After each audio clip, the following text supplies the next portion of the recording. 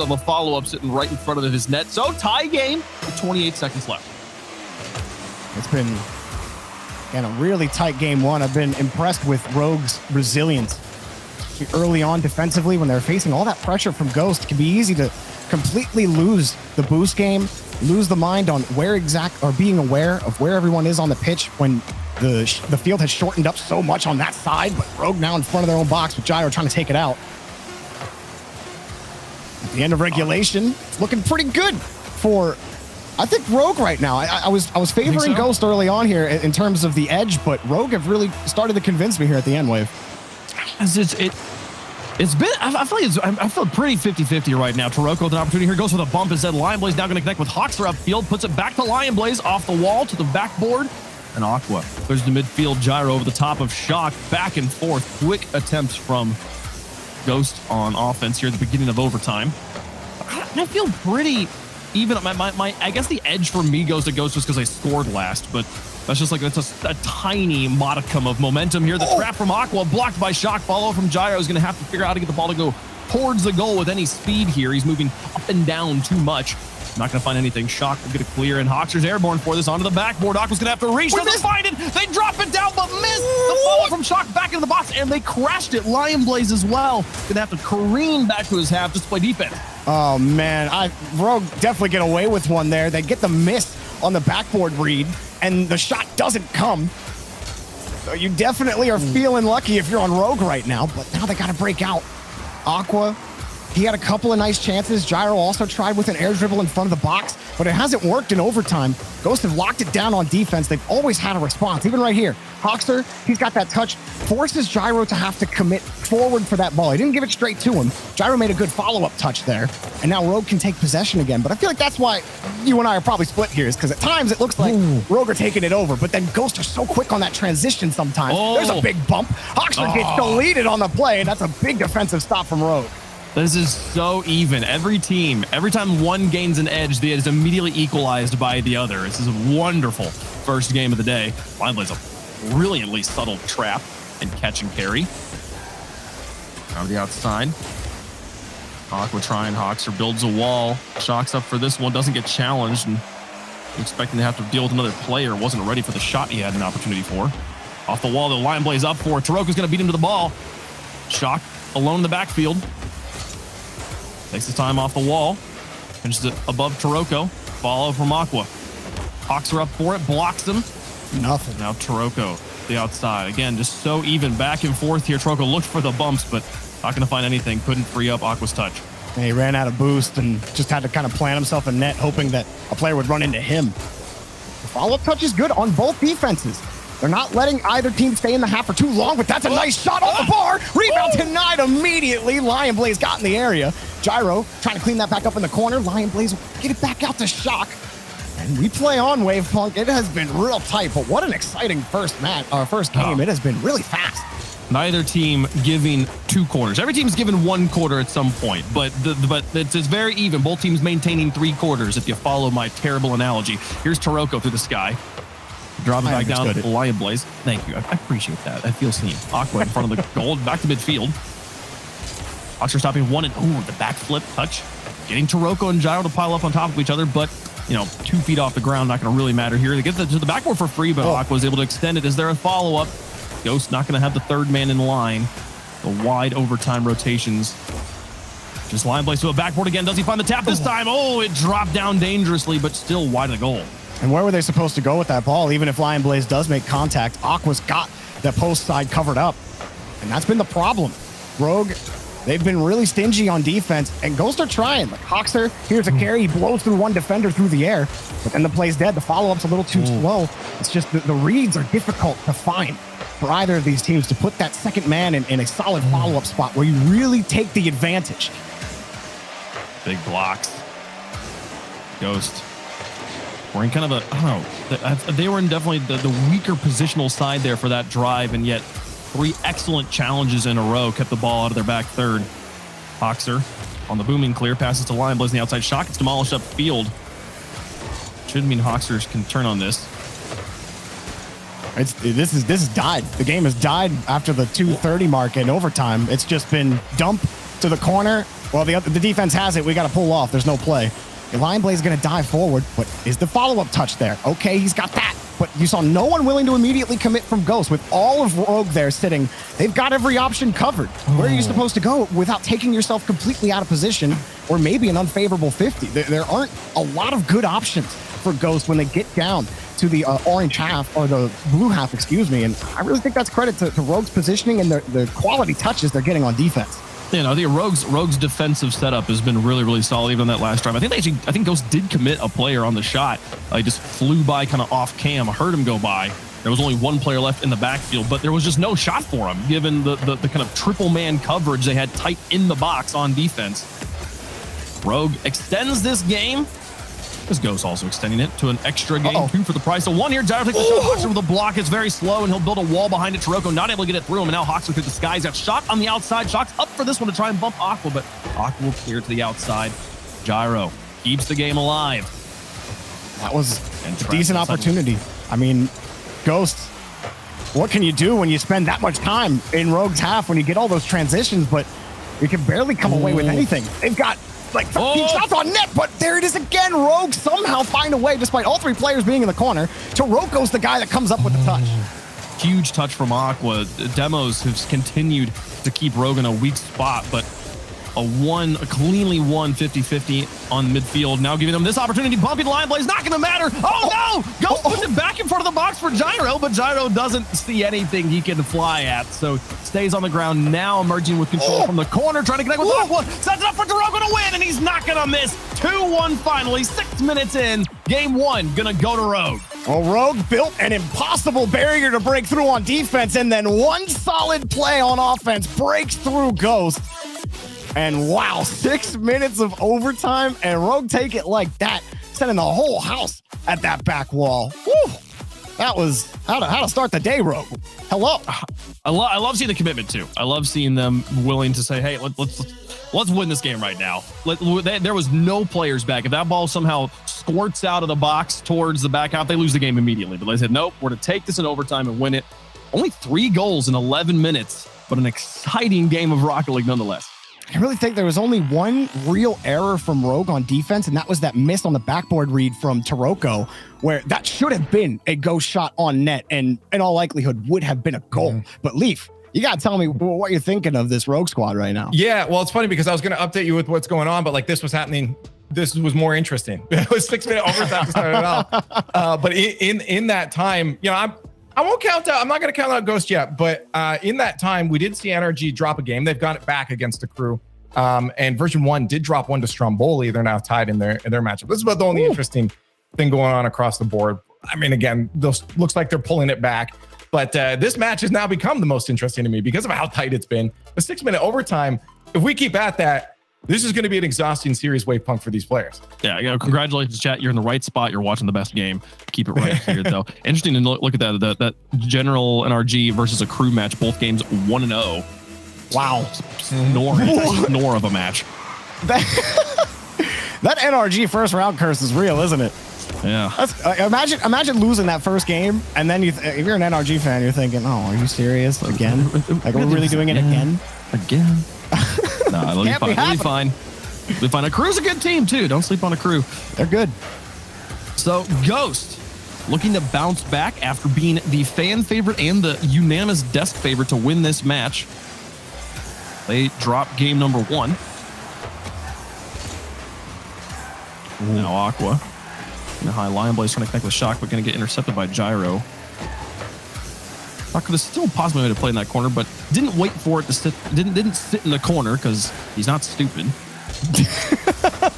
Certainly not. Has to leave as soon as he sees it defended. Actually kept driving too. I thought maybe sitting around that midfield line, at least being in the area of whatever blue player is going to be contesting you there is probably the better option. Those long stretch passes, they don't connect all too often anymore in the RLCS. Every now and again, you might catch a defense out on the rotation. That's a nice squeeze there by Aqua. Gyro just stole the ball, and he took the goal for Rogue. Wow, Director Cam made this hard to follow. I'm excited to watch it on the replay here. The pinch against Lion Blaze. Hawkster just shoots a beam out of the goal, and Gyro immediately bats it straight back down the line for goal number 1. These are a lot of just workhorse goals is what I'm calling them for Rogue, where is kind of throw a body in front, challenge in front of the box. Doesn't matter. Are you close to the ball? Just get up there and challenge it. Better than getting out of the play and giving Ghost a free transition, which a couple of those transitions have looked pretty deadly, but there's another one from Hoxer. Pops it up for Lion Blaze. Then what does he do with it? Able to force it back over to Shock, and that's a good push here for Ghost. If Hoxer can get something in the middle of the box, but Taroko's there, and that's been the problem, is getting those rogue players off the backboard. Shock back in front of the box. Hoxer's up for it. Passed one onto the backboard, but he lost control, and now Aqua's going to take it away from Lion Blaze. Aqua past Shock. Gyro trying to connect with his teammate who's upfield, looking for bumps. And in front of the box. I really think Ghost, they got to find a way to kick their offense into high gear here. You do not want to fall in the first round when you've got as solid of a shot as anybody running in the major right now to make London. So that energy, that force has to be there. Rogue are close behind them. There's only a 20-point difference between these two teams. But when you think about the trajectory Ghost have been on, they've been consistently getting better and looking better with Hoxer on the team. Just trying to collect those wins and start to stack. This could be the first real chance for them to get a major spot. But this Rogue series proving to be very difficult for them to get any offense going. Wait, they're halfway through. They haven't gotten a single shot on net yet. No, I mean, Ghost across now, math's hard. 14 minutes of gameplay, has one goal between the 6-minute overtime that we got in game number 1 and the 3 minutes that have come and gone here in game number 2. Only one. Off the corner.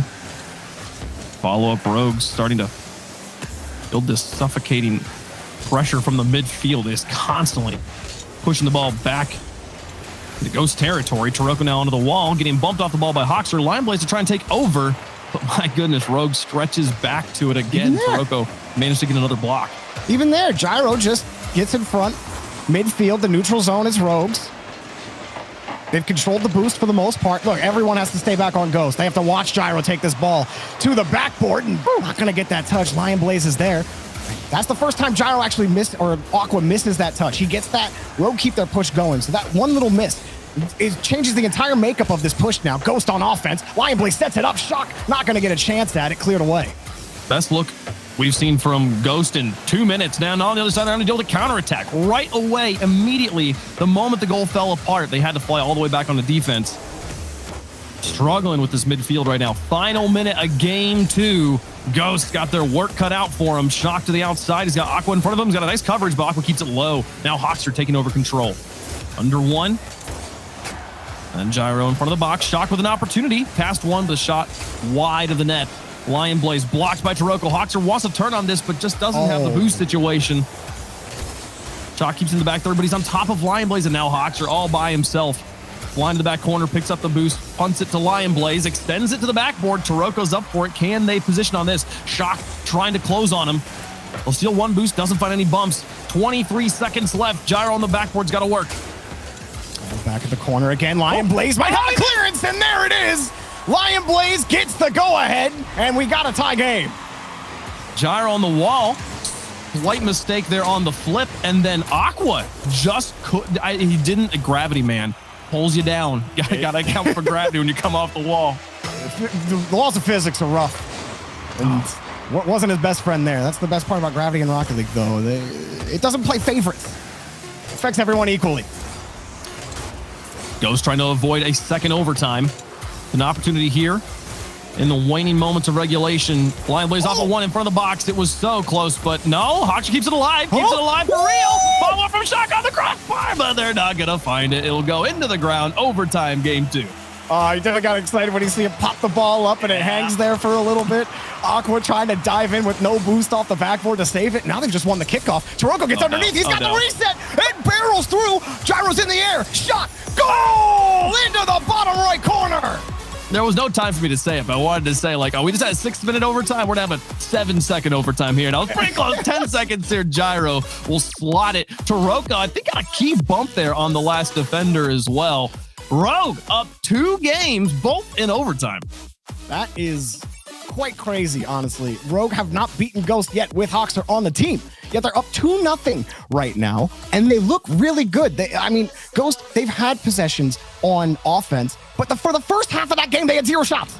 Like, I know they said they have a shot on the board now, but that doesn't tell the story of what we saw for most of this game, which was Rogue just complete dominance of the neutral zone. And Ghost had no answer for it. They were playing in complete reaction mode. It was Ghost's song, and it was their rhythm.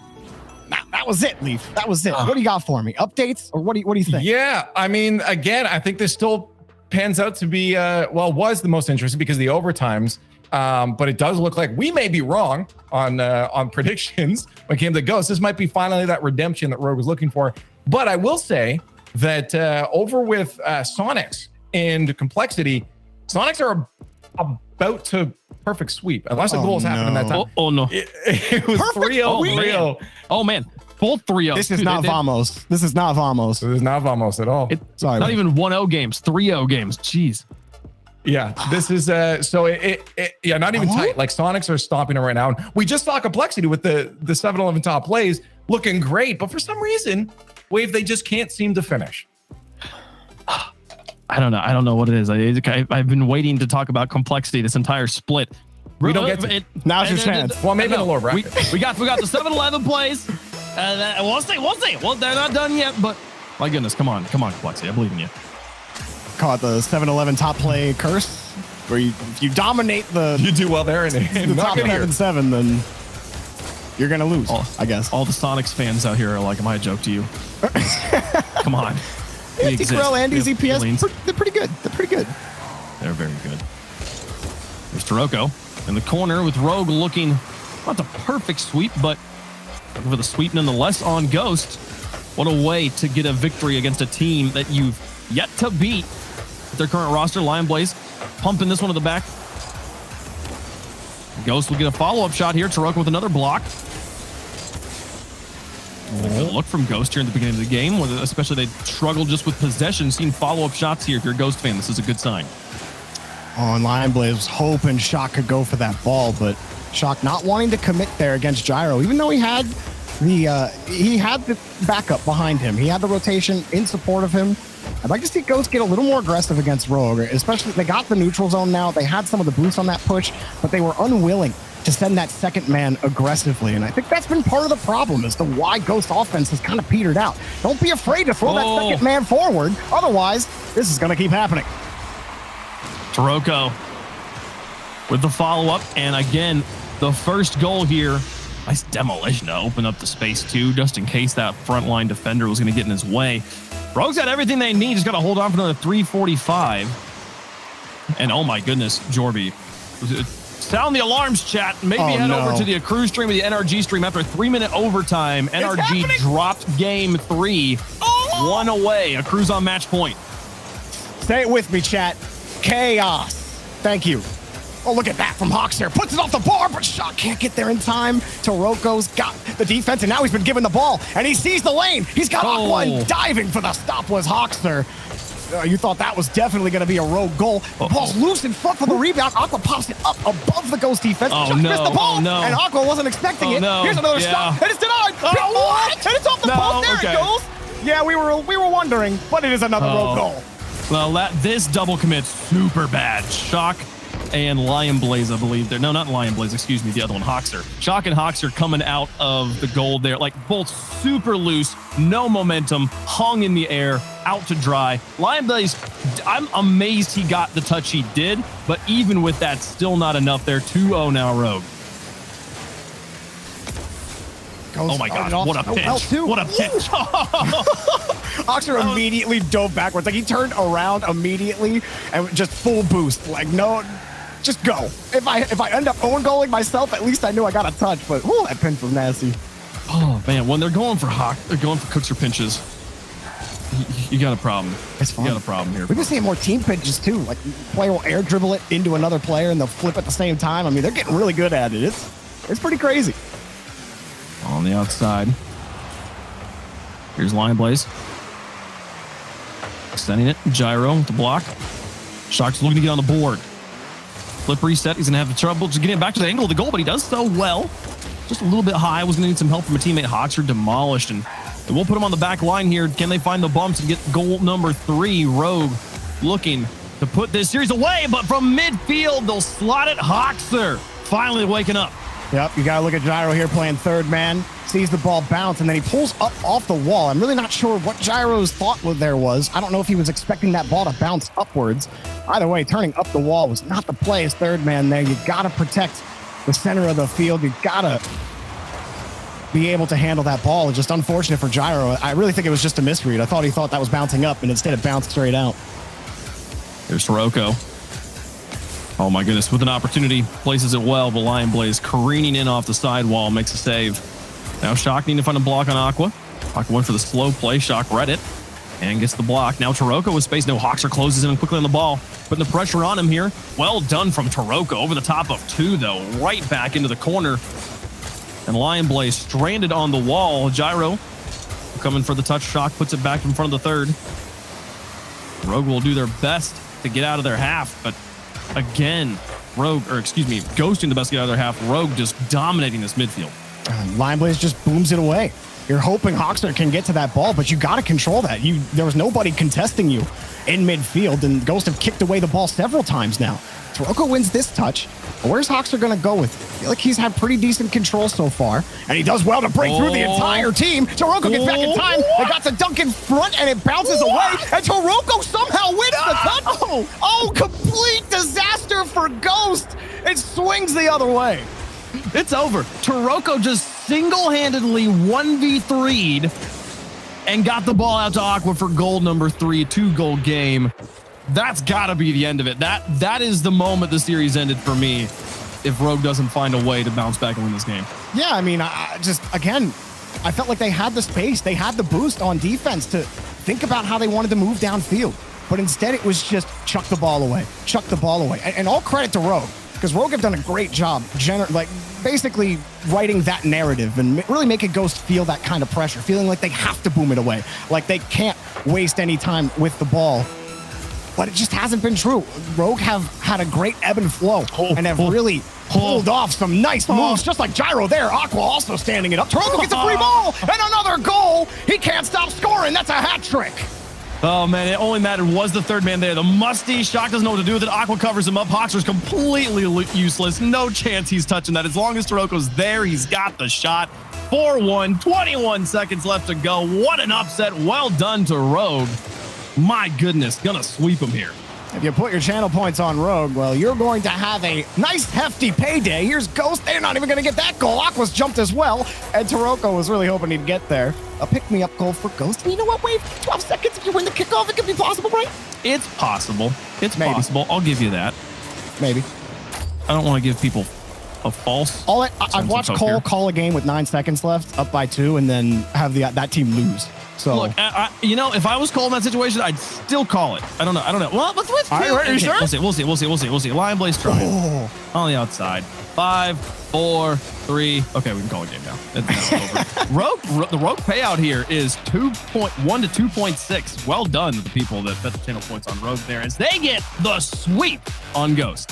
That is an excellent job from Rogue. They look really good. I thought, namely, Gyro especially impressed me. Taroko's obviously the MVP. He got those goals. He literally put the team on his back for one of those plays. But I thought Gyro had really consistent presence in the neutral zone. He even had good carries on offense. He is who helped generate all of that Rogue pressure in front of the Rogue box alongside Aqua. Taroko was just there to clean up Gyro and Aqua's act, but it worked really well. You saw Ghost.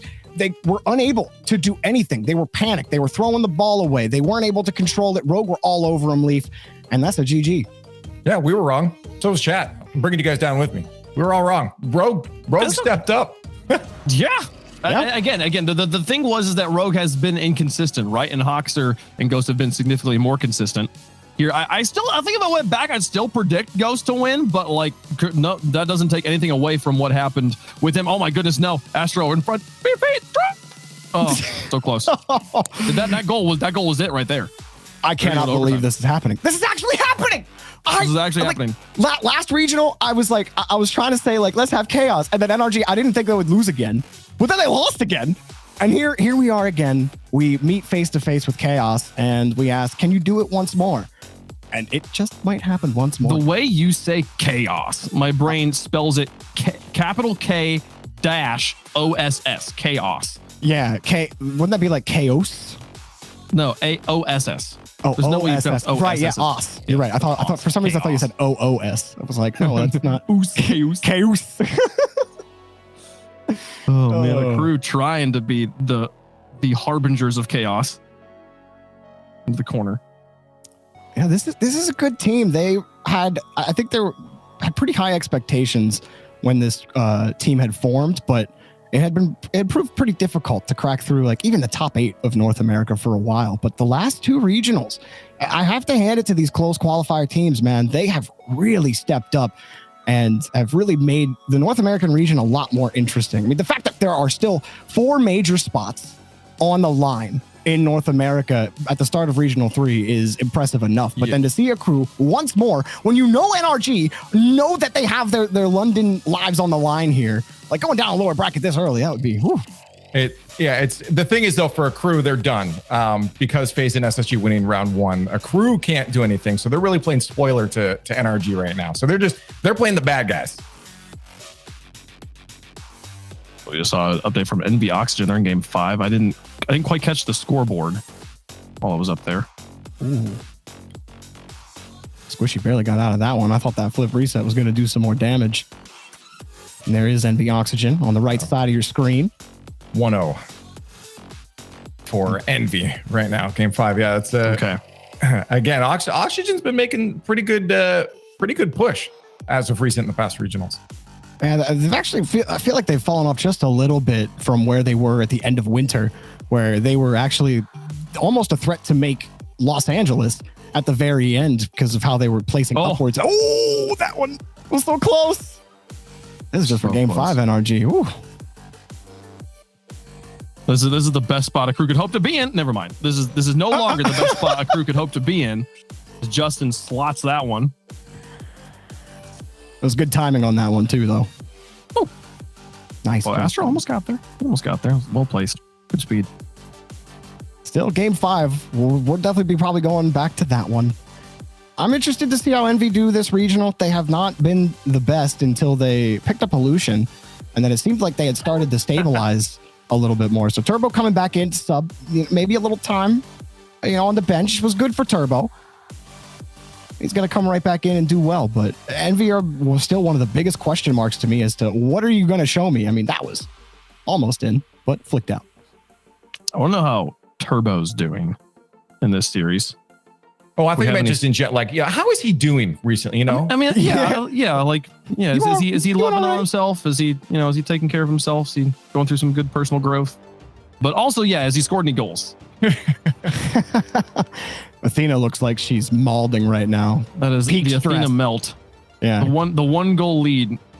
The worst. Oh, hand on the cheek. The demos. Oh. Get in zone. You're fine. I don't know. Oh, I don't know. Oh, he's there. You're not fine. Wait, I don't know. You're fine. Okay, it's there. Oh, look at that pop off. Straight up out of her chair. And leaves the party immediately. All right. Back to the game we really care about. Can Acrew, who have nothing to play for at this point, completely destroy the hopes and dreams of everybody? Yeah. You know what? I want to see how many NRG fans are not watching the NRG stream. If you want NRG to win, chat, press 1. If you want Acrew to win, press 2. I want to see. I'm just curious. That's gonna be a lot of ones. I don't know. Chaos is building a fan base right now. Yeah, I think Chaos is starting to reign. That's a lot Lots of ones. Well, there's some 2s. I see some 2s. Shout out to my 2s army. Okay, now there's actually a lot of 2s now. Oh, we went for the flick. Oh, I couldn't even see Astro. Completely covered up. All right, Chad. Next up, I want you to predict the time that the first goal will happen and who will score. Oh, wait. Okay, yeah. Okay. It's still good. You can still guess. If you guys want, you get a listen in for this final few moments here and see how tense it is. Let's do it. Every time they get an attack started, it leads to these constant threats, these constant threads of intimidation that NRG has been able to manifest themselves, and all Acrew can really do is go for the contest, the stoppers, and they'll still get punished for it. There's another demo from Justin. Fifi stopping at midfield, but again, the momentum is completely over, and NRG has all the cards. Every card in the deck, except for one, Joker. These guys are those Jokers, a huge flick. And if there's anyone that's gonna make you think, it's the Madman himself! A strike, a save! Garrett G able to stop it in sight. 0-0, minute 40. Now burned off the clock and more. That's another that's coming in, and that's gonna be knocking at the door, not to be had. Oath looking for one extra touch as this is elongated. 120 seconds burned straight off the clock. Neither side has been able to get through. This is as close as it was in game number 1. The wide angle shot comes out. Ooh, physics be a lucky lady tonight for the side of Acrew as that one goes in, out, and we continue play. Who is going to beat you to the punch halfway through the game? Squishy takes a chance. It's contested by Astro. And yet again, ball is stopped in the blue half. Fifi finds a demo, though. This is a bit of disruption. We haven't seen that from Acrew just yet. Off the top, just barely off. Fifi trying to thread the needle, but again, there's not enough speed. Astro against the corner now, but NRG, they've packed themselves in too heavily. The defense is ready. You're not going to be able to score here. Squishy bumps it up the other way towards midfield, so guess what? More momentum can come from Garrett G and Justin. Another shot on target, and here comes another Garrett G towards a relatively open net. Oath is the only one present. Oath cannot get it done alone. Garrett G finds the goal for NRG. It's the first score in Game 5. They continue to test Astro, and you know his mentals are on this shot and goal because every single time they isolate him in the stripes or in the back line, they are looking to be able to pounce upon anything that comes away from him. Losing 2-on-2. Straight from the kickoff. That's everyone is off the pitch. Goodbye, NRG! Excuse me? Welcome to an open net. Triple kills all the way around. We're tied up again. Excuse me? Oath went on a rampage and Fifi was just there! I'm sorry. I'm so sorry. I can't even, scream at that. I can't even get mad at that. I can't even get super happy about that. I am just stunned, aghast, agape at what I just witnessed with my own 2 eyes. There was no one from NRG on the field, and in 15 seconds, the slate has been wiped clean yet again. 1-1, tied up, 2 minutes left. Both teams have just as much a chance as ever to make it to the second round of uppers. 148. We coming up to that magical 100-second mark. Can both these teams maintain their level of performance? Some think that this would be a breakaway, but no. This has been as close as it's been the entirety of this series. Astro looking to elevate. Garrett G been huge in this series. Looking for the doink. They find it. Fifi will continue playing. Looking for the 50-50 for the Fifi. Fifi, no! Will not be able to get there in time. Sub 90 seconds. We're counting the seconds because every second counts. Every possession does. Astro to the low side. He'll get it away from one. NRG, where you at? Squishy. Oh, he'll be able to get there in his demolition derby time in the midpoint of the pitch. We've seen NRG pack themselves up in midfield every time they've started an attack, but Acrew, they've still relegated themselves to the 2-1 cycle because of the confidence they have in Astro's defense. They might need a little more, though, as Astro's not the only one present at this stage, and NRG, once again, they've started to corral the rest of the team, as well as this ball into the right area, right against this goal line, knocking on this door. Under a minute left. Acrew might have some space, but Justin's gonna deny it. Oath stuck at midfield off the center. Squishy, laying in wait again, and his pack is back. Oath demos one side, but the quadrant is relocated. Squishy able to seize control, and there's all the momentum gone for Acrew, as there's certainly no momentum stuck on this ball at this stage. Now 30 seconds. Fifi circling back. Nobody present. Squishy. We bounce it down. Oath brings it back up. And all of a sudden, it feels like the game has entered slow motion, and yet there's 20 seconds left, Monkey Man. This is timidity at its kindest. Passivity at its bleakest. If you find yourself being weak in these moments, you won't make it to OT. You'll be suffering at the hands of NRG, Acrew. They need to survive. They're looking to be able to go the distance completely here in Game 5. Justin brings it to the ground. These two teams, they're nodding each other from either side of the pitch. They realize all the value that this match holds. They're taking it as seriously as they can. Of course we gotta take it to OT, yet again. Third game in a row. Of course we have to do it at this stage, Monkey Man. Is there any other way to get it done? Extra time. We're gonna be here a while, chat, or maybe we may not be here at all. Who knows? OT, the most unpredictable of times for any team, any series, any game. The ball going in on its own, and Oath the only one able to save against it. Everyone from Acrew attempting. Astro all of a sudden finding too much momentum, but it's just against a post. There's no way that's going to turn into anything except maybe a little bit of pressure from Acrew, but nothing more than that, as NRG, they've been able to reverse so quickly. Both over to Astro. It's a shot on target. It will find Justin with a save. They cannot get a disruption. No bump, no demo, no nothing. But Fifi will get the takeaway. That's 2 out of the 3 of NRG. That will be pushed up. This one is going to be mathematical. Got to watch out on the angle because Justin is already hunting down both Boost and Ball. Acrew slowly peeling themselves out of their own half. Garrett G over into the corner. 1:05. Is anyone there? No. Astro is redeeming himself, trying to be able to get some of these bumps, some of these touches, anything that will be prime real estate to be able to get out of their own half and secure the defensive posture they need to continue rolling against NRG. 1.5 coming up on the clock, and they're continuously under threat of a game-winning shot. How terrifying can this be? NRG still so much presence. Only 90 seconds have gone by, but it feels like NRG have had 1 trillion shots on goal at this stage. Astro barely able to get it from the ceiling, but yet again, you have somebody ready at midfield, ready to take this ball back. Garrett G over everybody. Fifi and Astro both trying to get under it, but there's still too much unpredictability in where the ball is going. Fifi a demo into Justin, though. And that might be a little bit of space for Acrew able to get it over, but no, it's Garrett G down the middle. And NRG will still take this match. Took nearly 2 minutes of overtime, but they will be moving to the second round of winners. And as much effort as Acrew put into things. NRG taking it away. They're still alive. They're still alive. There was some fear in all of our hearts. But again, it's been said. I think it was it Calm that was tweeting about it too? NRG will make the major. Plot armor. Plot armor. Also, it is. I just wanted to say shout out to Hail Monkey Man and Tenrec. Those were the commentators on that Acrew broadcast. They were absolutely bringing the energy. I loved it. Shout out to those guys. They absolutely killed it. No, they did an excellent job there. But it was Garrett G there in that game 5. And honestly, at this point, Leaf, if there's one player I want taking the shots on NRG as they're going through this weird nightmare of a slumpish sort of area where they're just not beating teams that they should be beating, it's Garrett G that I want to see behind the ball there. He scored both the goals for him. Yeah, well, I mean, like, again, he's the tried and tested hero of Rocket League, and to have him rally the team together like that to carry on in the upper bracket is definitely good. But we're going to get updated on some more matches later. We know you guys need a break. There's a lot of Rocket League today. We'll jump to our upper quarterfinals later, but we let you get some snacks first. So come right back.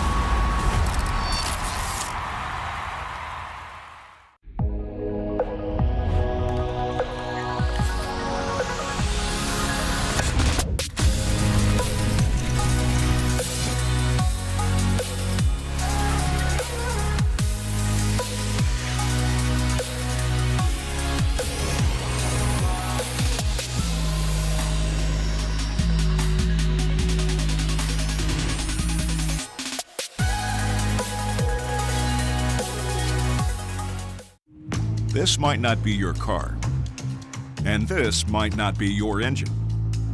Maybe this isn't your morning routine, and maybe these aren't your coworkers. Perhaps these aren't your standard driving conditions. Far from it. But this is your oil, which means you're one of us, doesn't it? For serious engines, on and off the track, upgrade to Mobil 1.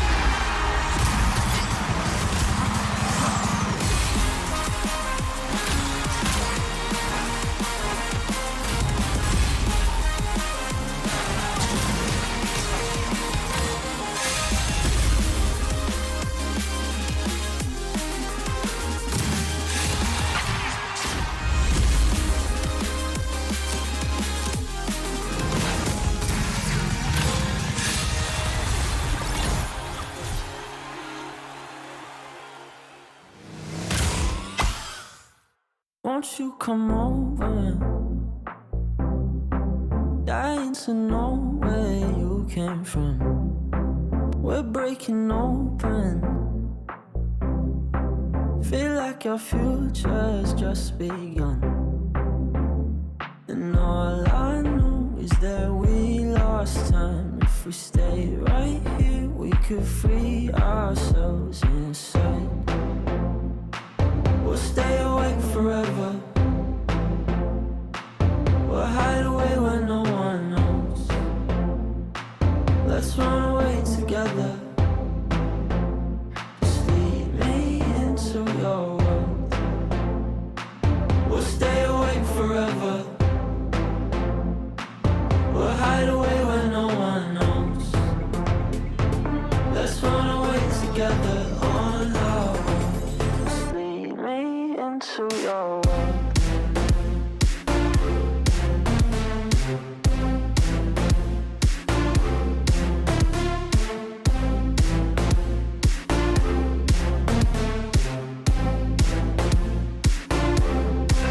Waiting for no one. We're headed straight up for the sun. They'll never notice. We'll take these cities on our own. And all I know is that we lost time. If we stay right here, we could free ourselves inside. We'll stay awake forever. We'll hide away where no one knows. Let's run away together. Just lead me into your world. We'll stay awake forever. We'll hide away where no one knows. Let's run away together on our own. Just lead me into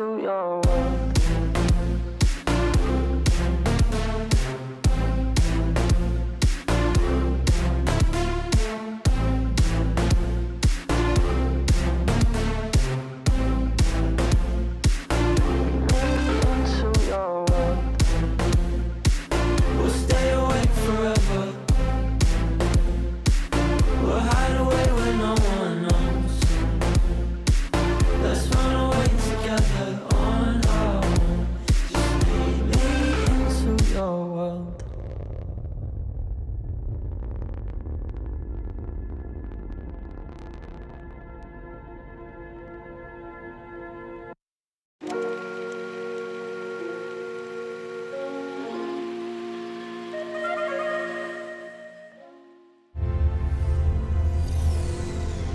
In the future, we'll travel to incredible places with the help of magical technology. But what about today? I want my magical future now. I have places to go. Rocks to climb. Sights to see. And flights to catch. I can't wait for what tomorrow will bring. But in the meantime, let's enjoy the ride.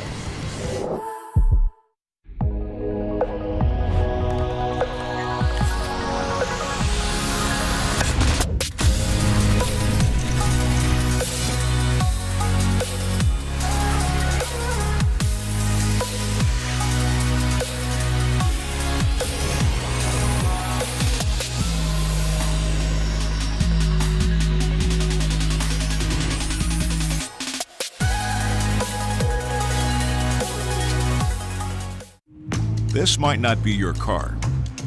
And this might not be your engine. Maybe this isn't your morning routine. And maybe these aren't your coworkers. Perhaps these aren't your standard driving conditions. Far from it.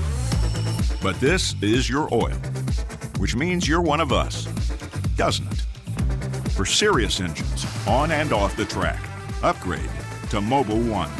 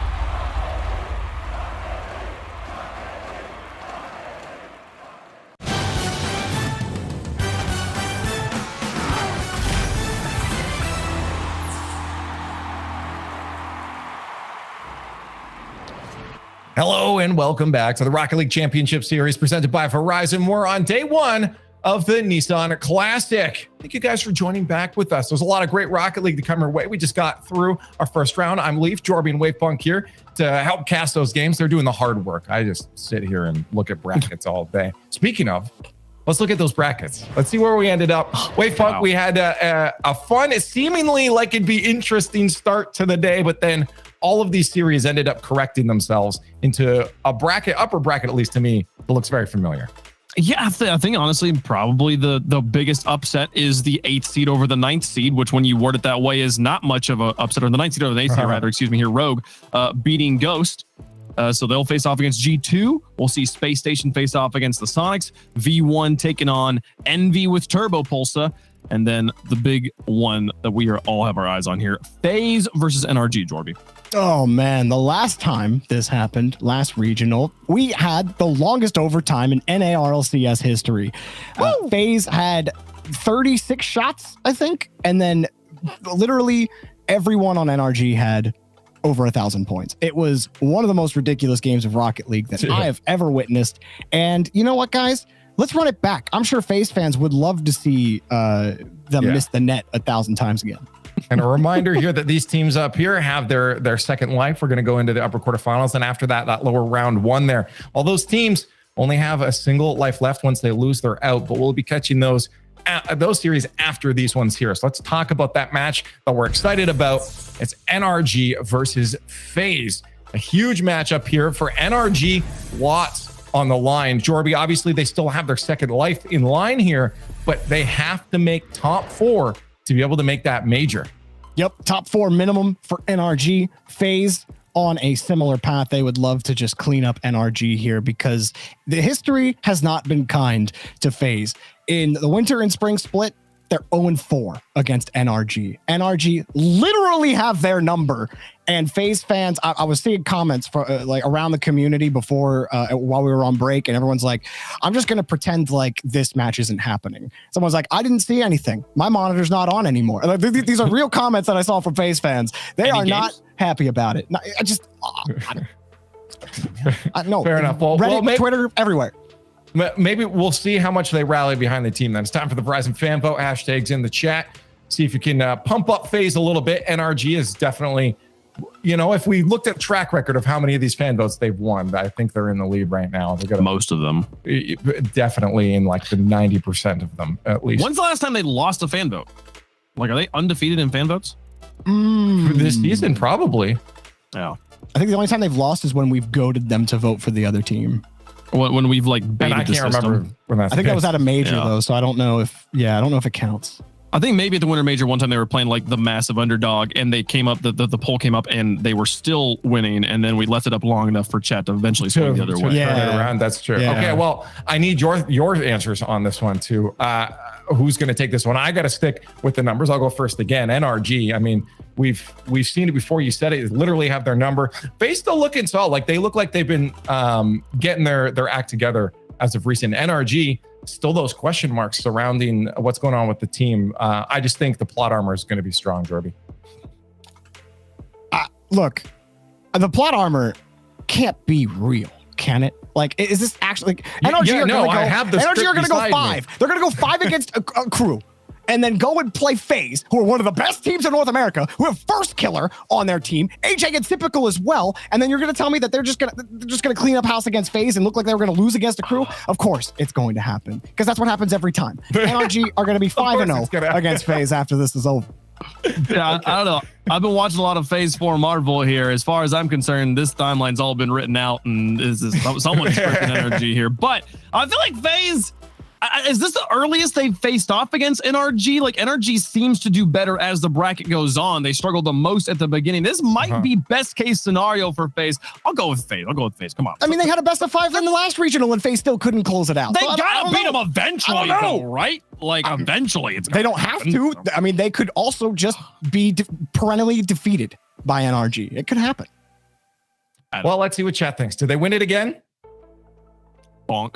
Yeah, they did. But it's lower though. It's not an 80%. Not 80%. Wow. That's FaZe fans. Sorry. You go back to your room until you're an 80%. Don't come back down. My goodness.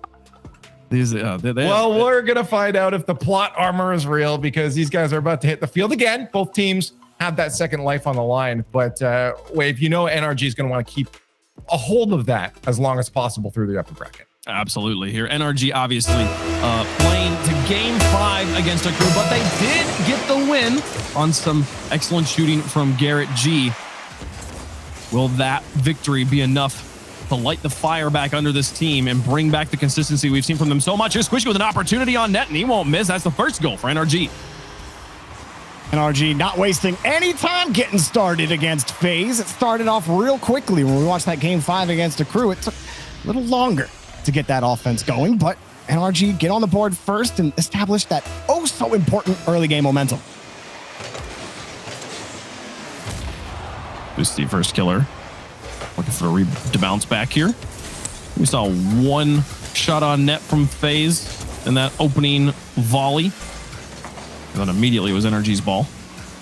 Here's one thing I'll say in your favor, Wave Punk, is FaZe, the only thing that hampered them in that last best of 5 against NRG was their shooting. Everything else looked really good for FaZe. FaZe get this reputation that is really undeserved now, because in the past, were they really a team-oriented, a team play-oriented team? No. They were really focused more on solo efforts, outplaying you, but that's just not true anymore. In that last series against NRG that they played, they tried everything they had in their arsenal with passing plays, keeping the ball close, trying different things, demos. They literally tried everything, but it was the shooting. The shooting was abysmal from FaZe. That has to improve against NRG here. As long as everything else is clicking like it was last time, if their shooting is better, I truly believe they can take this series. That's kind of... It's sad that that's like just true of all of Rocket League. Like, you can be like B tier at everything except for shooting, and if you're S tier at shooting, you're gonna be Supersonic Legends. Congratulations! Like, if every time you touch the ball, it's just a rocket to the enemy team's goal, you're gonna do pretty well in this game. And the opposite is also true. You can have all of the strategy, all of the positioning, all of the boost management, but if you can't, when the opportunity's right in front of you, put the ball between the posts, you're not gonna win games. So FaZe, the one piece of the puzzle that's missing is a pretty important one. We'll see if they found it over the course of this week. The most important mechanic in the game. It's something a lot of players out there might forget when they're learning flip resets and musty flicks is actually putting it in the net. But right now, FaZe have stabilized. It has really not been any one team's favor. NRG have done a good enough job getting to these challenges in the third. Off the wall, here's AJ. The pass out to Typical. Well drawn up, but Garrett G intercepts on the passing lane. Squishy puts it to midfield, and AJ not able to pick it up on the first bounce. First killer will connect it with him on the wall. And back to Justin here. First killer just pops the break. Jumps in the air, gets the block, and now transition at halftime. 1 goal game right now. FaZe looking to tie things up. No hit there from Typical. Might generate a chance here from Squishy. He slows it down. He knows it, but there's nothing there for Justin to go for. He backflips off the play. Garrett uses all of his boost and barely gets back to that ball. First killer's going to have advantage. Got that corner boost steal. NRG is starting to feel a little bit of pressure, though. Corner boost does spawn for Squishy, and the rest of FaZe have pulled it off, so NRG, no sweat off that last defensive push. 2 minutes left to go. First killer has been wonderful this game, especially on defense.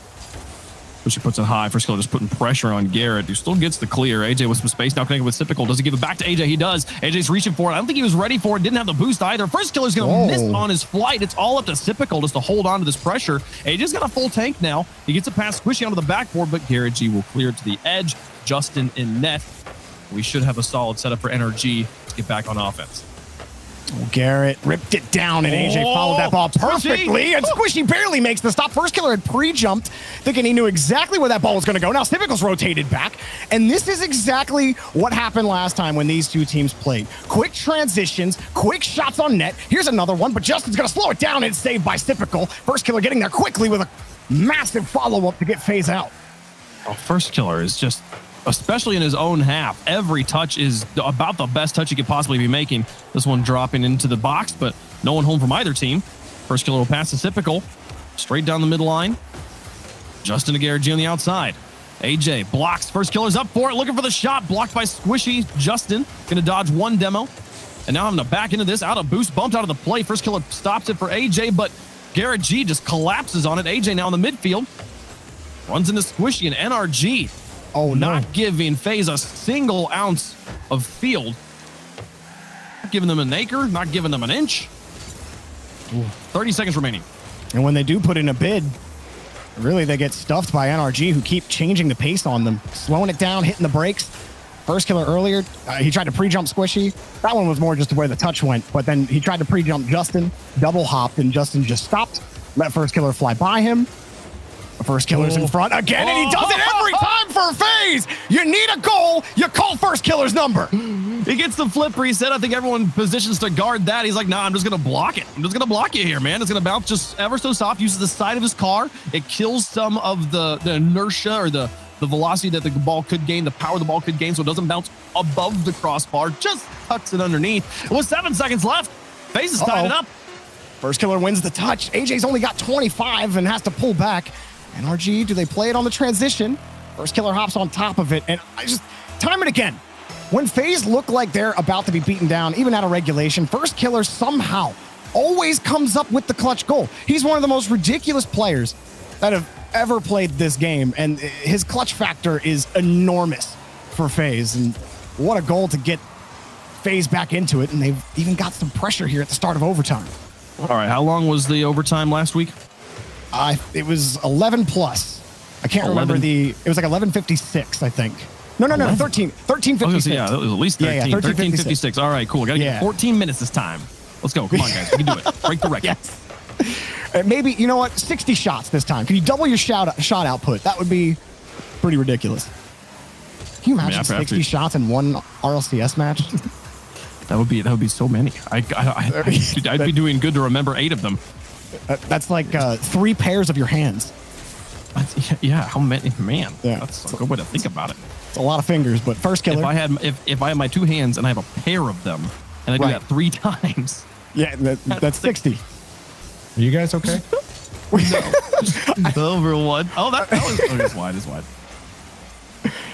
Well, you're right. It's not 3 pairs. Well, as we say in the casting booth all the time, math is hard. But if you count your 2 hands as one, and then you have a pair of hands, which is 4 total, then you have 3 pairs. So the math works out if we change the terminology. Quick pass the first killer. Oh! That was well done. Disgusting. Go ahead, Wave. Oh, but how many did he need here? Only 8 shots for first killer in this game, not 60, but well placed on the 2 that mattered, and they'll get game 1. Oh my goodness. FaZe coming up with the first killer win. And how about it? At the top of the scoreboard, absolutely deserves it. 2 goals off of 8 shots from first killer alone, off the 11 total shots from FaZe. NRG, they really started out strong, but then just couldn't get a hold of the neutral zone anymore. FaZe got to march into the blue half for free, and they just couldn't get anything going in that second half.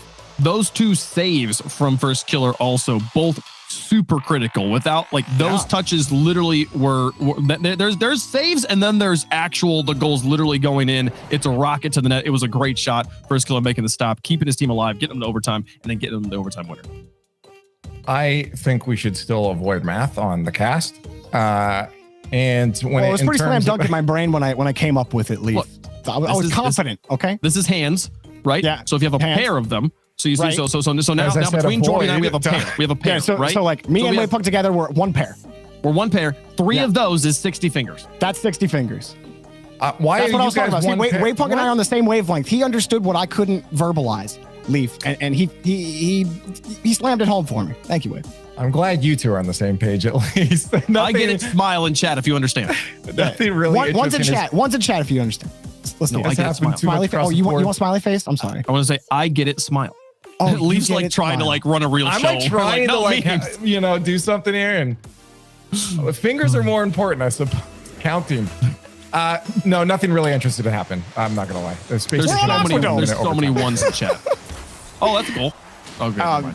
Squishy was there. Squishy was there. I discredited Squishy. I'm sorry, Squishy. You did good on defense. Oh wow, what a ballet move! It's like a pirouette. Pirouetting. Yeah. You know, I'm gonna say pirouette because it's the one ballet word I remember.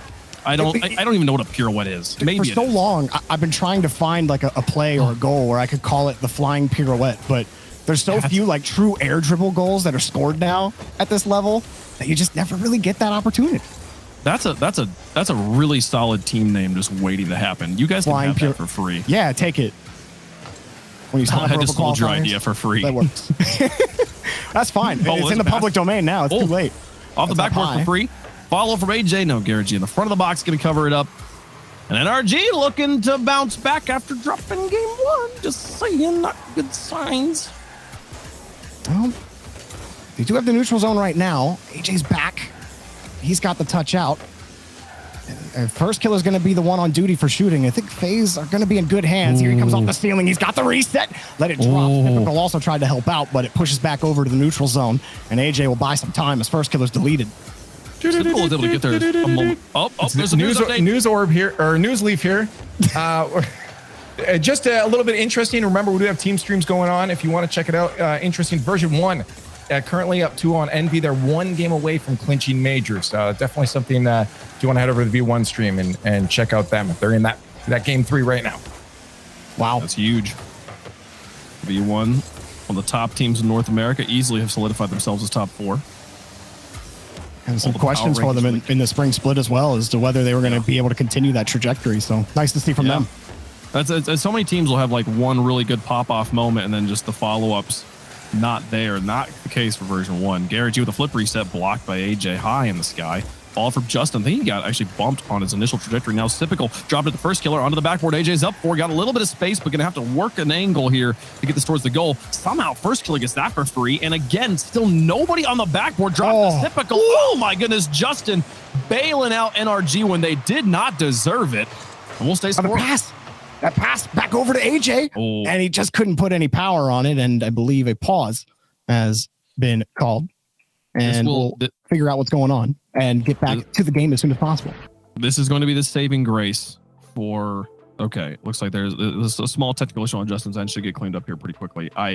That last drive, though, like the backboard being open the first time, okay, fine, quick transition. Backboard being open the second time, hello? How do you not have somebody up there by that point? I don't know. You've had two of them had no boost. That was Justin used the rest of his boost on the last save. You got to get on the backboard when you have no boost because you can't get up there. It's free altitude. What?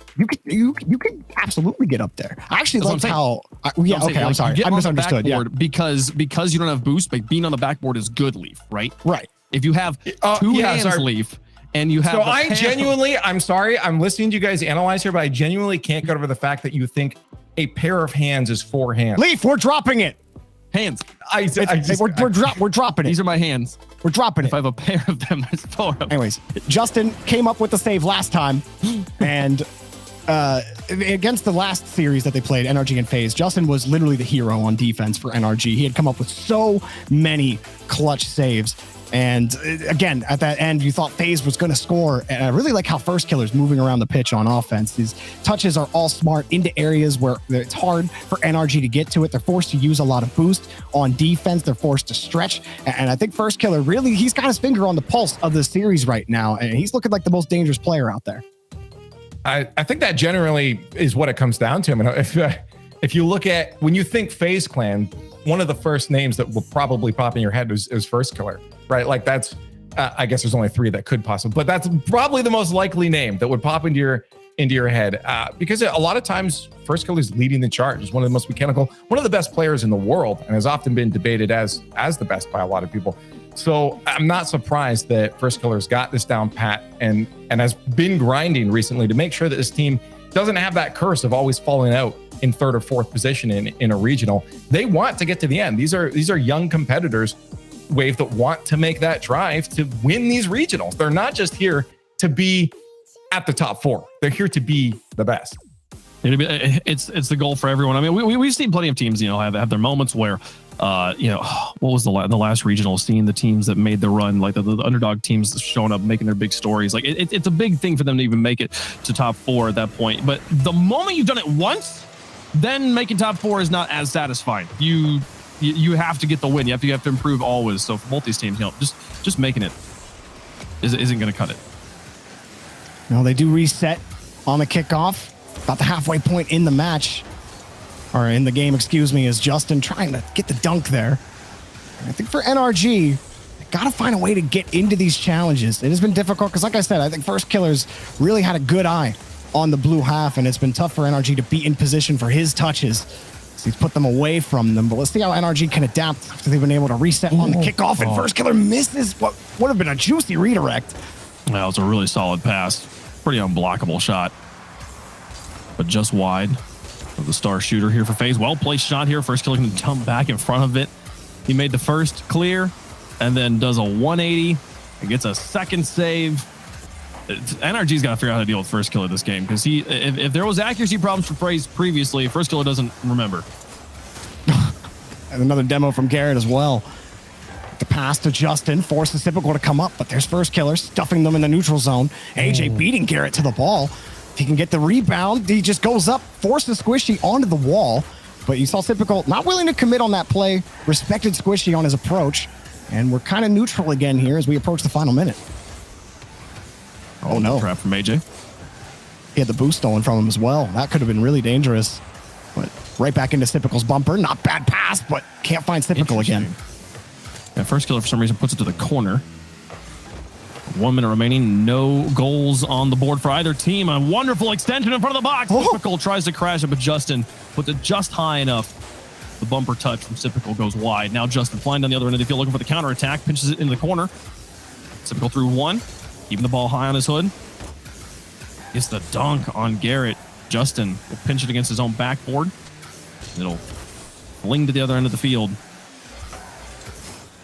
Justin putting it high.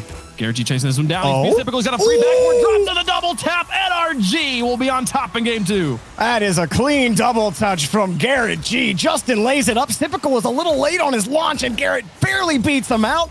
Nails that follow-up touch into the net. Excellent work from Garrett G. And not the worst time to score with 28 seconds left. Now FaZe really got a stretch here at the end.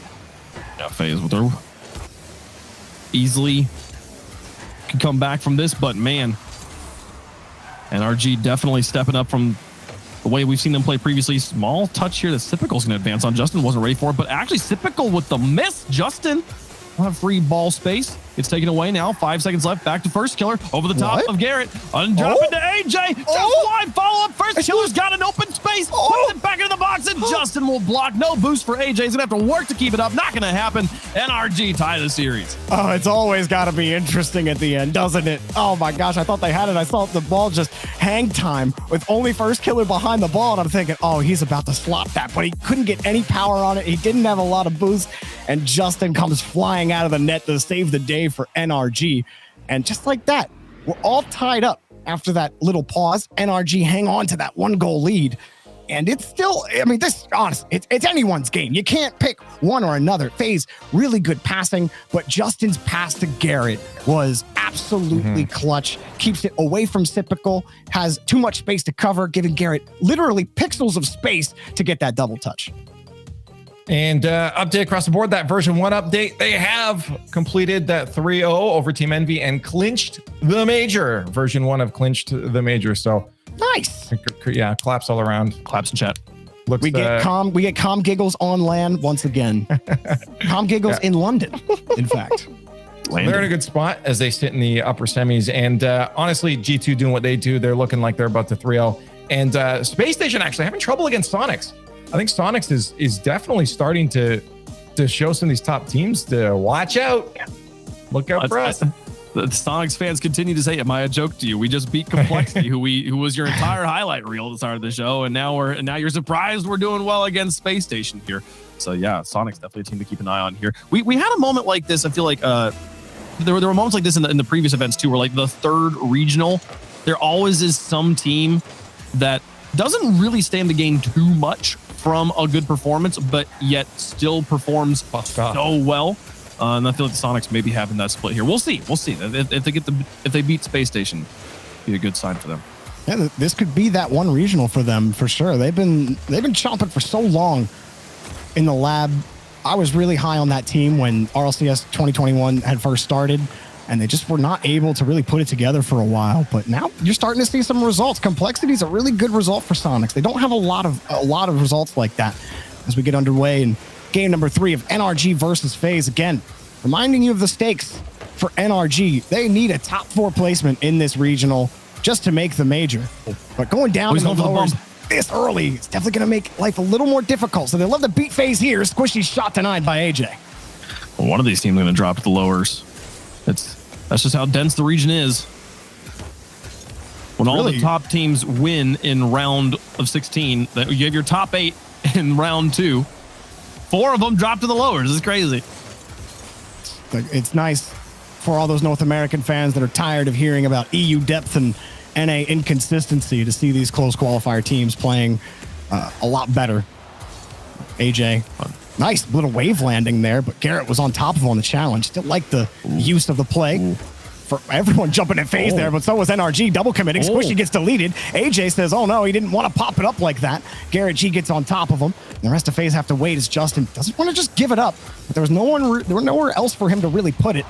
First killer had difficulty grabbing onto it. Now Typical got the air dribble in front. Justin's there again. Playing a lot like Game 2 did, Wave, where you see a lot of battling, a lot of challenges in the neutral zone, maybe 1 or 2 shots, but other than that, it's really hard to get some consistent pressure against either team. Now the midfield has been pretty equal across multiple games. When a miss on the backboard, Garrett G will punish. First goal goes NRG. Oh, first killer. A very uncharacteristic miss here. Comes up and it's the post as he's going up the wall that ruins him.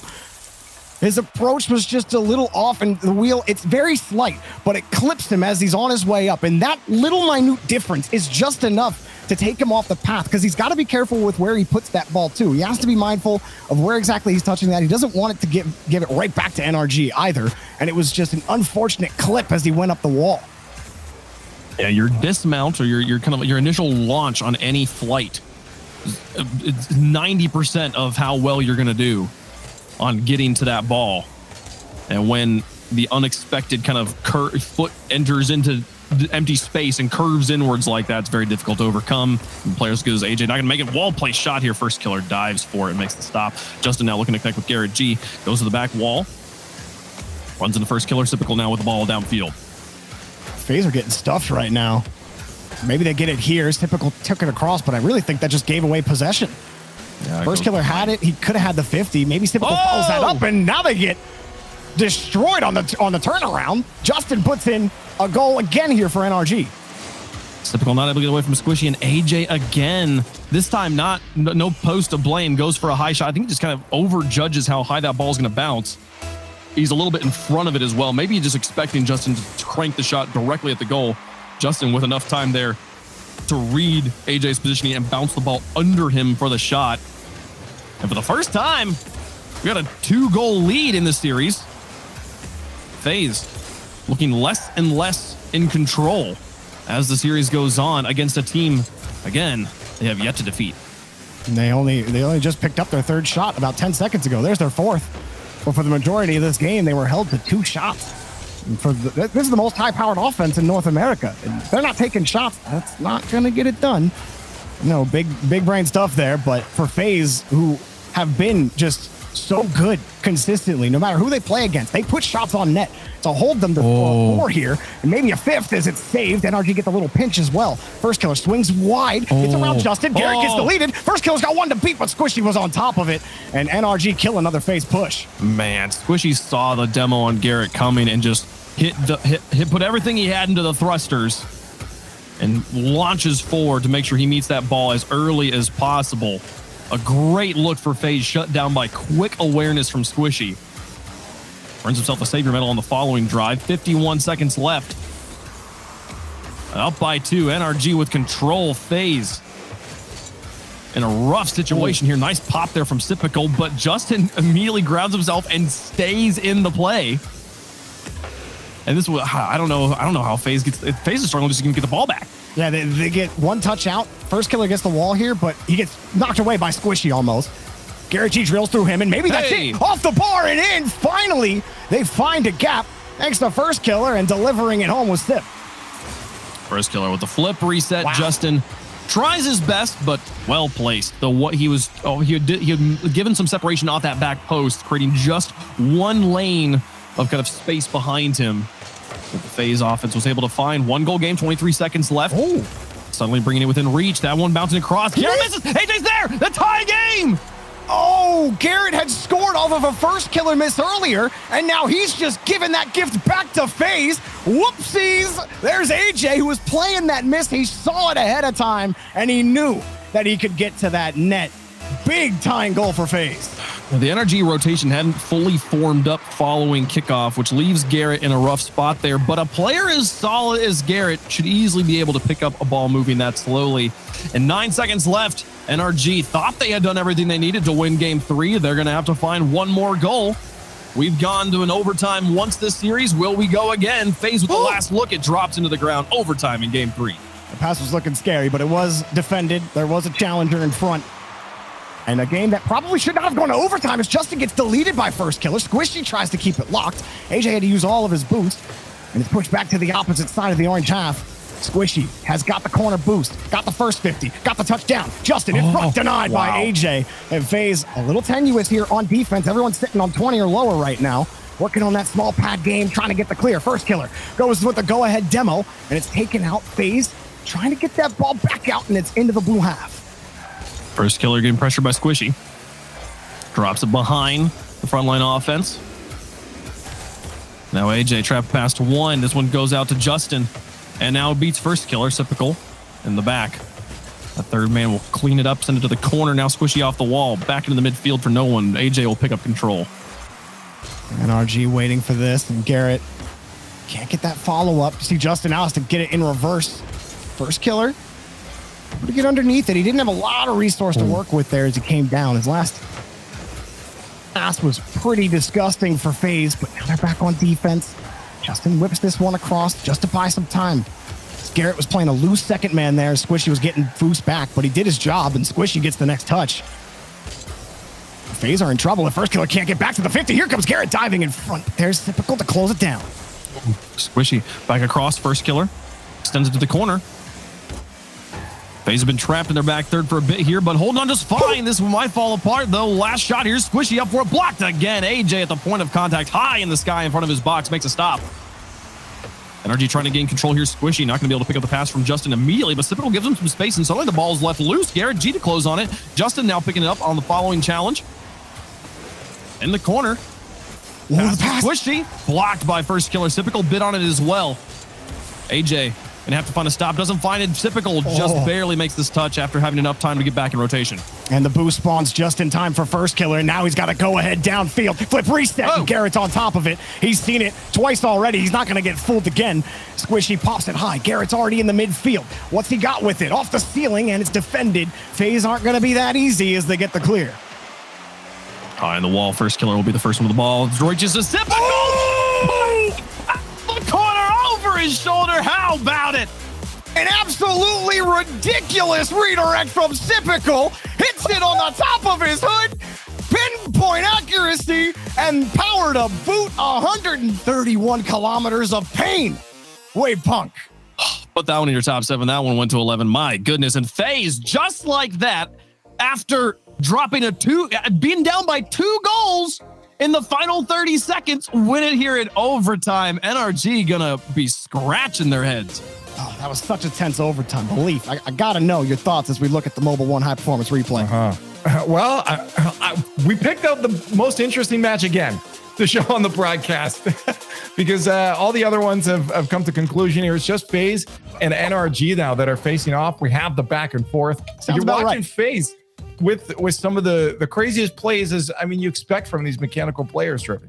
Yeah, I mean, honestly, I think NRG just started to fall flat a little bit. They were getting some transitions, but then all of a sudden FaZe, they were winning those touches. They were winning the neutral battle, but it was still like, it came down to a sick redirect from Typical where the net was well defended. The only reason that shot goes in is because of the power that he got on that shot. But guaranteed, that shot is 20 kilometers per hour slower. It's saved by one of the 2 defenders in net. Before we continue the series on, I just want to update. As I said, all the matches in this bracket are done. Space Station do take their victory over Sonics. They finally figured out what to do. G2 3 over Rogue. They actually clinched the #1 seed for the major for NA. So congratulations to G2. More claps around the board here. Now we just have FaZe and NRG Wave. That's the last one. They go into game 4. Crazy other series are already finished. We're only in game 4. All these overtimes. That's NRG FaZe for you. That's Going back and forth, but that one, a failure on defense to clear is going to leave First Killer with an opportunity here. Squishy got up for it. I mean, he did what he could on that play. It really just came down to that first unfortunate challenge. Garrett loses that. What's Squishy supposed to do after that? Yeah. It's not Squishy's fault that he's in that spot. You'd love to see him get a better touch, but you're kind of grasping at straws at that point. Honestly, if there's one player that has really impressed me this series, it has been Squishy on the defense and just the awareness from him on both sides of the ball of where to go. Garrett G is trying to fake out the entire defense, and Squishy, hey, there he is. Talk about the man. He's going to put one in. Garrett attaches the plow to his Octane and shuffles out First Killer out of the box. See you later. And gives Squishy that the clear path to the goal. A nice return fire there from Garrett G. There are so many anime profile pictures in this lobby. Such is life nowadays, Wave. Bunch of weebs, and I love them to pieces. They say if you have the anime profile picture, your shooting accuracy increases by a factor of at least 2. I mean, it's definitely worked for FaZe. That's a nice lob from Garrett, but First Killer's there. NRG still trying to play that small ball game, popping the ball up high. Force FaZe to meet you in the midfield to win the ball. And they've met, and they've scored! 3-point passing play, typical at the end to put FaZe up. All three of them connected. AJ to First Killer, back to AJ, over to Typical. Follow that one, defenders. You're getting cross-eyed, just trying to keep track of where the ball is. FaZe back on top. 3 goals in the first minute. What's typically a very highly defensive series. But FaZe literally on the kickoff, start off with the goal. Now they might get another one. Here's First Killer. No, and AJ tries to bully him out, and he does. He's got the boxing gloves out, puts one in for First Killer. Justin quaking in his boots here. He's looking at First Killer. He goes, oh no, AJ. He doesn't have any way to stop First Killer after that pressure. 2-goal lead now for FaZe. Well, here's the thing. We've seen the 2-goal lead dropped already in this series, and there was significantly less time on the clock for FaZe to work with. NRG's got nearly 4 minutes here to bounce back. Oh, Justin was hoping he could get a 50. Instead, he gave FaZe a clear. Now Typical trying to cut off Squishy's escape. Squishy gets the touch. Back to Garrett. Garrett around AJ. First Killer tries to get there, but no touch from him. Justin diving forward, but nothing materializes for NRG. Squishy's got to wait in midfield. And that touch is all AJ's as he pushes the ball out. But nothing developing there for FaZe. Back to Garrett. Garrett G blocks. Squishy's up for this one as well. A double commit from Squishy, and Justin completely open backfield. Can Typical just put this in? He shouldn't miss. He won't. 4-1 FaZe on a catastrophic midfield position from NRG. Uh-oh, it's starting to get dangerous. See Squishy getting bumped. Justin's trying to race back, but he only had 12 boosts, and that whole rotation just fell apart on that touch out. And this has gotten to unreachable territory. This is that one goal makes a difference. Yeah. Oh, on the outside. I'm not saying that playing him in the round of 8 wasn't going to make it too much for NRG, but I'm not saying that at this point. FaZe might finally get this last time too, though, and then NRG still won. That was what? Oh, he loaded the cannon, and he knocked down the walls. Oh my goodness! Look at him go. Oh, and then he gets a pitch with Garrett. Justin's like, come on, bro. No way. 128 kilometers per hour on that shot. For you metric people. Straight line right to the top of the... That was... What a crazy play. My goodness. This is going to be... We saw a record-breaking overtime in the last series. We're going to need to see not a record-breaking, but a record-tying comeback for NRG to force Game 5. I think between top 8 teams, I don't think there's ever been... I don't know if there's ever been a 4-goal comeback. At this level, I'm not sure. And that's another one. So close. It looked pretty... That one looked tasty. Yeah. But, this has to feel so good for FaZe. You really got the game in hand right now. You haven't beat NRG in 6 months. Like... This is definitely cathartic right now for this team that has just never been able to figure out what makes this NRG team tick, why they can't seem to beat them. And now they're really proving it in this best of 5. they just got to hold on to this lead with 2 minutes left. How FaZe look, it's looking like FaZe are really going to take it. It's Justin, the outside AJ. Gonna get the flip reset, and he's just burning time at this point. FaZe can easily go into clock burn mode here, and they're not even having to at this point. They're getting so much space from NRG. Back down, and the touch quality has dropped. NRG struggling. They just even keep energy, keep their mental under their feet when you're facing this level of a lead across all matches. In this situation, if a team leads by 4 goals, they win 99% of the time. It's so difficult to look at this situation and make it 5. Make it 5. It's over. Yeah. It's over, folks. Now it's a 0% chance. The minute 7 left, and the wheels have definitely fallen off the wagon here for NRG. AJ picks up the demo, and that was the gap. I mean, even if AJ doesn't get that demo, that still is going to be a tough save. It was well placed. I mean, this FaZe team is looking on point right now. I said before, the only thing that held FaZe back in that last best of 5 they played against NRG was their shooting.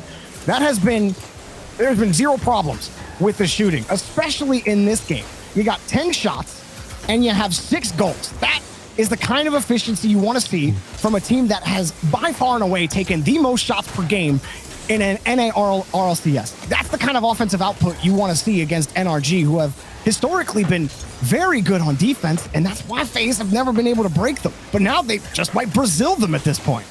So I've been quiet here because I was trying to find the timeline in which this does work out for NRG, and in my extensive research, that timeline hasn't been created yet. You went through 14 million options and came up with 0. There was not a single one where NRG wins this game 4. Well, certainly not now. If they thwart the Brazil here, this is good. As long as they keep it away. Exactly. There were a couple universes that happened though. Well, FaZe do what they haven't been able to do for months. One more almost got the Brazil. Their first match victory against NRG in a long time. At least the first was typical on the roster, and that has to feel great if you're a FaZe fan. Boys, I'm not saying I called it, but like, I'm really good at my job. Just saying, I'm really good at my job. Yeah. You're pretty good, Wave. You're pretty good. I'm pretty good at this job. Just like, the good thing is this team's really good at playing Rocket League. They have not been putting our predictions on the board, so really you could pull a Gibbs and just say whatever you want. There's no screenshots that can come back. There's a video record. Let the record show I did not perjure myself. Yeah, they got a clip. Absolutely. There. The goals from FaZe in this final game, and again, going back to game 3, the overtime winner, I'm still thinking about that shot out of the corner. Like, FaZe came up in a new level. If accuracy was the problem last time, Jorby, they absolutely figured that out in between last week and now. Yeah, and now NRG go down to the lower bracket. Again, they need a minimum of top 4 to make the major. That's the bar right now for this team. And it's just gotten a little bit harder. They would have been in a wonderful spot winning this match against FaZe, but now you're in the scrum down there. It's not pretty down in that lower bracket. Yeah, my question then to you guys is, do you feel like this is an NRG Wave that is going to be a top 4 NRG from what we just saw? Man. I don't know. It is really hard to understand. I think if I'm doing my math correctly, they're facing the winner between Shopify and Complexity. That's correct. If they get a Complexity that rallies against Shopify and is able to bounce back, I'm anything can happen down there, man. Yeah. Well, we're going to find out, and that is the match we'll be taking a look at. Shopify Rebellion and Complexity coming up after the break. More Rocket League action coming your way, so do not go anywhere.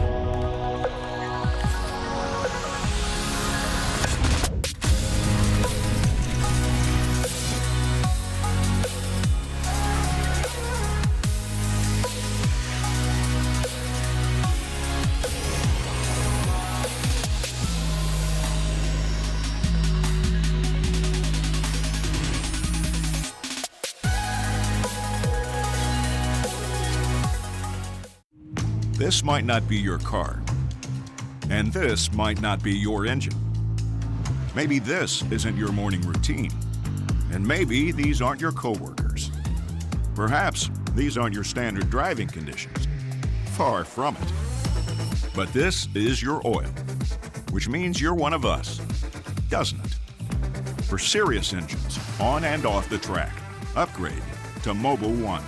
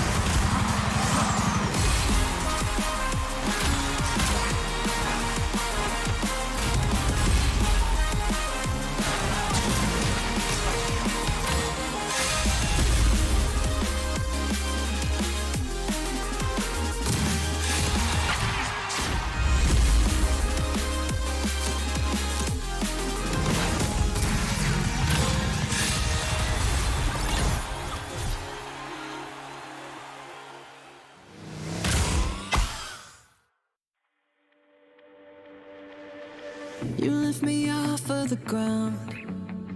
I close my eyes and I wait for the come down. I used to live in the now. Now I'm wiser to think that we are bulletproof. Teens with thicker skin, now we just bruise. We were hopeless and we're hopeless now. But I remember we threw our fists in the air singing. I remember when we were kids, never scared, yeah. And the sky went dark, we used our hearts to guide us. You showed me you care. And I remember, yeah, I remember.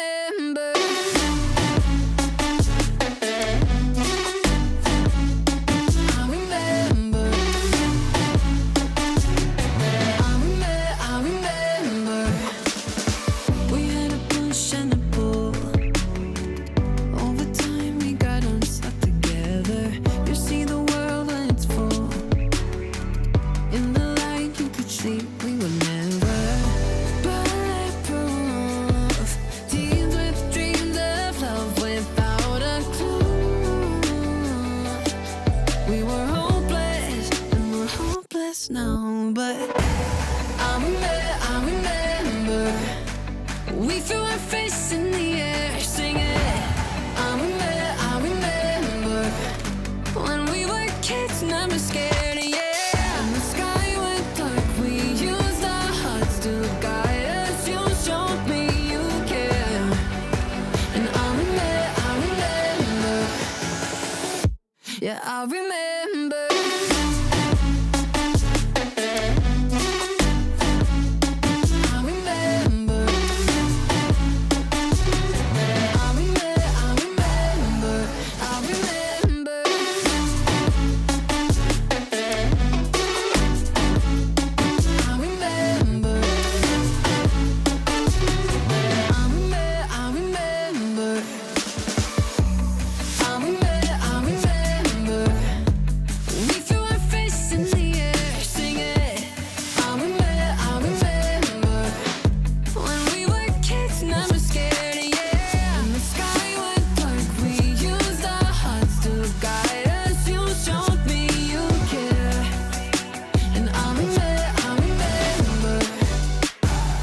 Yeah, I remember.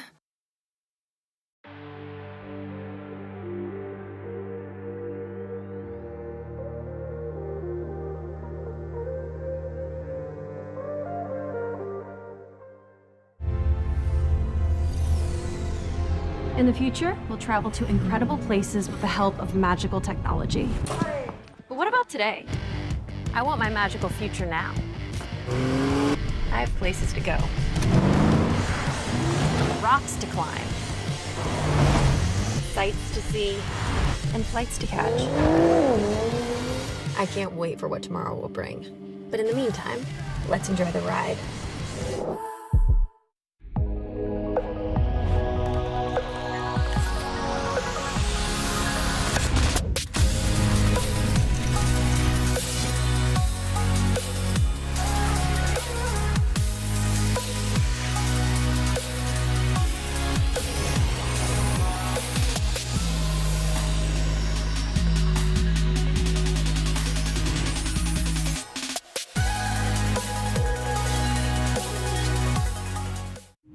This might not be your car, and this might not be your engine. Maybe this isn't your morning routine, and maybe these aren't your coworkers. Perhaps these aren't your standard driving conditions. Far from it. But this is your oil, which means you're one of us, doesn't it? For serious engines, on and off the track, upgrade to Mobil 1.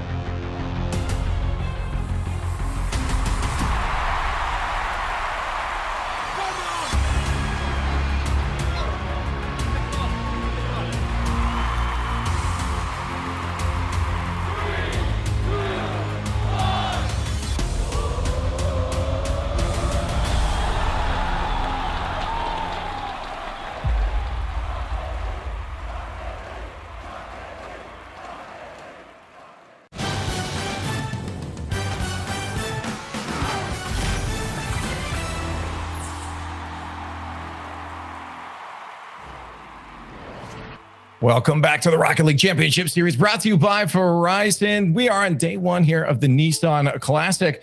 I'm Leaf, and I have new friends, Spaceman and Cheese, to carry us through the rest of the day. Thank goodness, because the math going on before was Astounding. It was hurting my soul, Chiefs. Oh no, that's tragic. I'm sorry, Leaf. Are you okay now? Have you recovered? Was the break enough? I'm hoping so.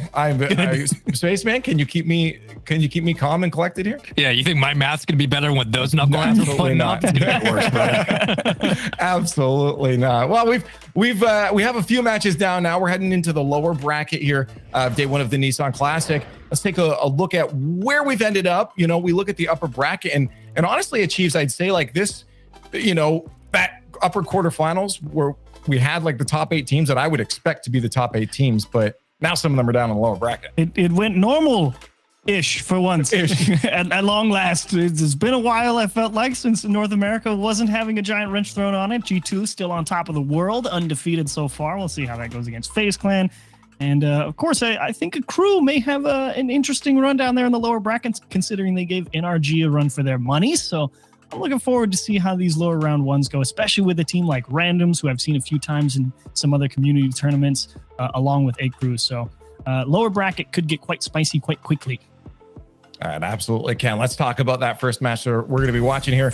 Rebellion versus Complexity. This is interesting for Complexity. They just came off their match against Sonics and lost 3-1. Spaceman. Sonics looks like they're becoming a contender, but you do expect Complexity to be able to hold up against the best in NA. Yeah, well, I think the question comes down to is the inconsistency back for this Complexity roster, which was never really a big factor for them. They had been hovering around top 6 and competing against the top 4 in North America for quite some time. But yet again, we get in a situation where Complexity's destiny is once more in their own hands. And it's going to be a tough one because if they do lose to Shopify, they are out of major contention coming forward. So this is a big matchup, not only just for the weekend's sake, but their future potentially getting to the major. This is a big one in chat. I want to know what you think about it. Verizon fan vote on the board right now. Hashtag SR, hashtag COL. Are we going to find Complexity, be able to push through, hold strong for their major spot here, or Shopify Rebellion going to shut it down? I want to know the analysts' thoughts as well. What's going to happen here? Like Complexity achieves, again, is one of those teams we saw come in, dominate, look good in the region, take a week off, and then they haven't been able to pull it back since that point. Do you think they carry on through the lower bracket? I think they have settled in fairly well in the spring split. So yes, a little bit of a round one hiccup, I will admit, but I think in general, I like the way their offense is looking, and I feel fairly confident.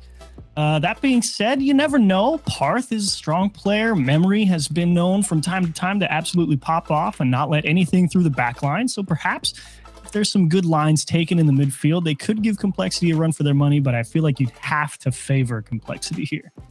Okay, Complexity is his favorite. How about you, Spaceman?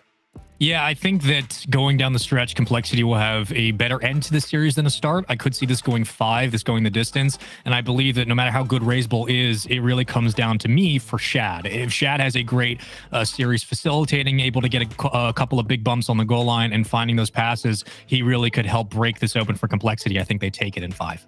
Okay, I have to feel like Complexity does it, right? I have to feel like they keep it alive. So I think they'll do it too. The question is, chat, do we have you guys back in Vamos here? You do. Oh, goodness gracious me. Okay. We made the right pick, guys. My goodness. I'd hope so. There's only 3 of us. So if we weren't at least 75%, we'd look stupid. Fair enough. Well, the match is about ready here, and Complexity is going to find out, Spaceman, if their dreams stay alive in this bracket. Yeah, their dreams very much do come down to how heavy can they hold this weight? What is the weight that they can put on their hands? There's an analogy in there somewhere, and I just want to get into the game because I know Achieves and I are ready. Is the structure of Complexity strong enough to bear the burden? Show me the molecules in your skin. Let's get You'll into find the analogy. I'm so excited to get into this one. Complexity owning their destiny as of now. The major up in their own hands, but Achieves, it's going to be a tough one getting started hard. One of the key factors going in, getting on the board early. Well, hello, Parth. Shad just wants a boost pad to leave the ball for Razebull, and Parth, I mean, he was just going for a challenge all the way, ended up winning it clean through the defense and just quick recovery to pop it in target. Couldn't ask for a better start if you're Rebellion. Love it from Parth.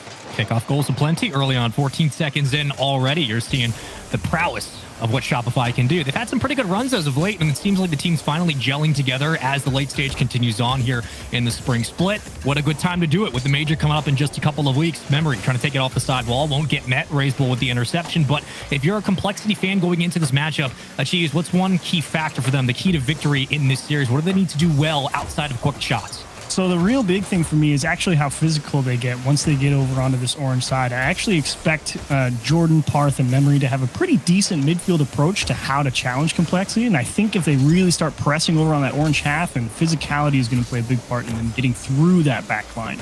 And you're looking for that sidewall to at least apply pressure down to the other side.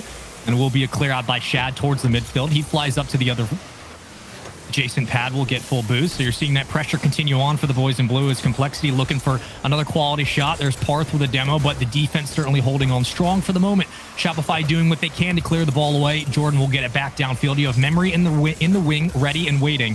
AJG cuts it back to midfield. So vying for spots for both teams. Not a lot of clean structure up towards the mid-gut, but that's a great redirect and a great pass as Razebull closes it down. Now, that's just not fair. There's a problem here on the back line for Parth. He has to be wary of the demo, but also as soon as he sees AJG cut left, has to be wary of the redirect too, and add in a tough bounce off the post. I don't think there's any chance he was going to keep anything out of the net there. Very well played from Complexity.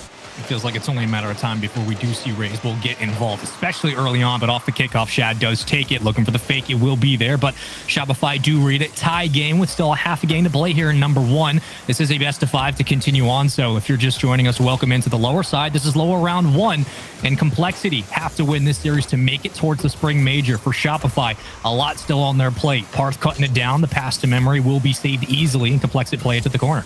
The reason I'm talking about physicality for Complexity over on that offensive side of things, it's really, I think it comes down to how well Rebellion are coordinated on defense. They really don't get too out of line with each other. There's not a lot of double commits. It's a very conservative defensive approach. That doesn't mean to say it's not proactive or can't go out and challenge the ball. It's just very well structured.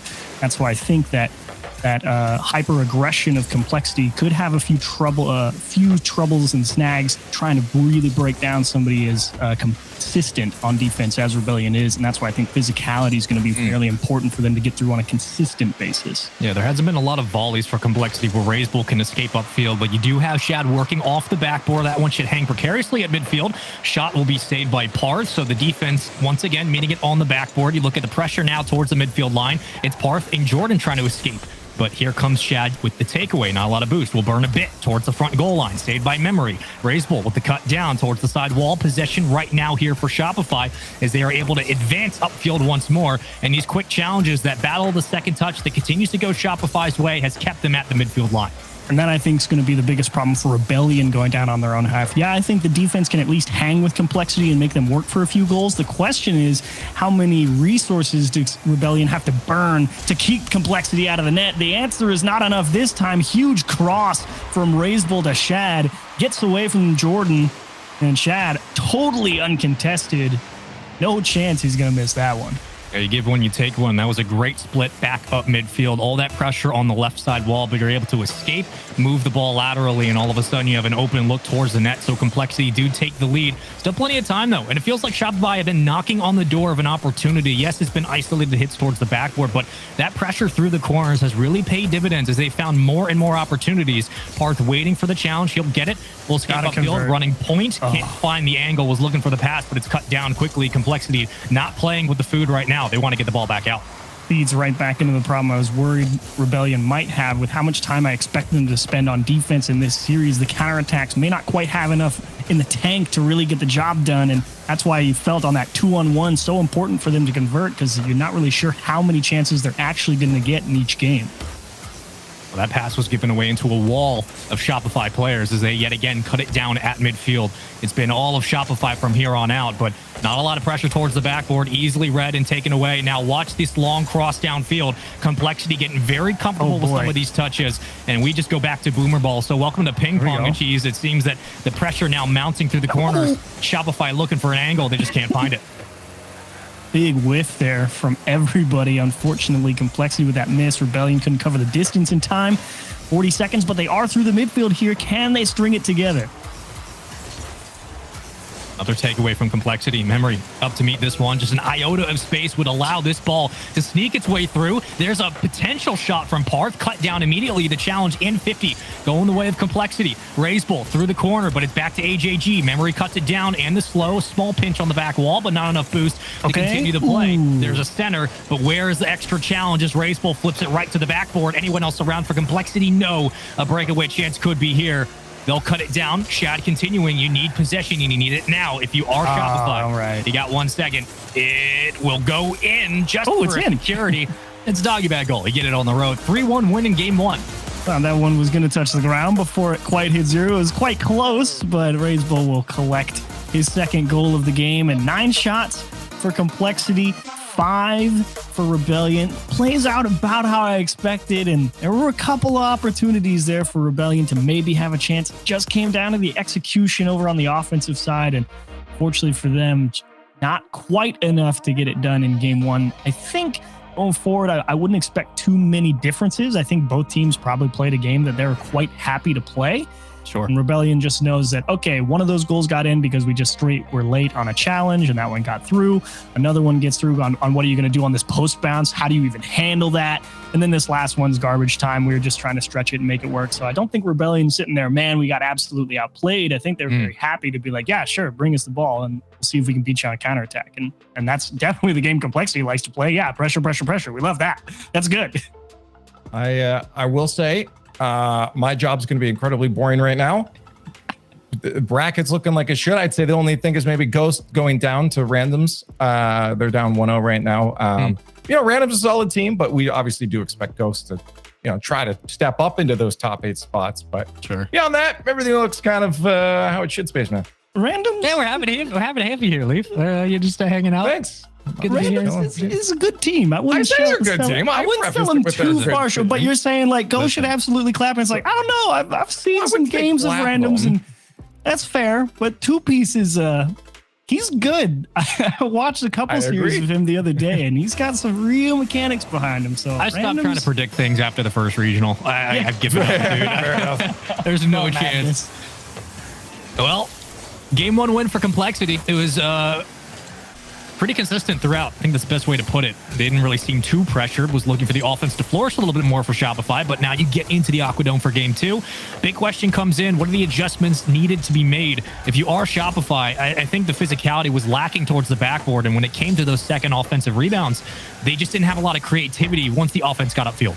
That would probably be their biggest adjustment to make over on the follow through side of things. Because like, yeah, here's this strong clear, and yeah, Memory's going to win this ball, but now's your structure kind of falling apart. You know, Parth is playing real close without any guarantees of Jordan actually winning a ball, and that's probably the biggest improvement that Shopify could make in terms of how they regain and control the ball as they move on to the blue half with a little bit more care taken to make sure that possession stays with them.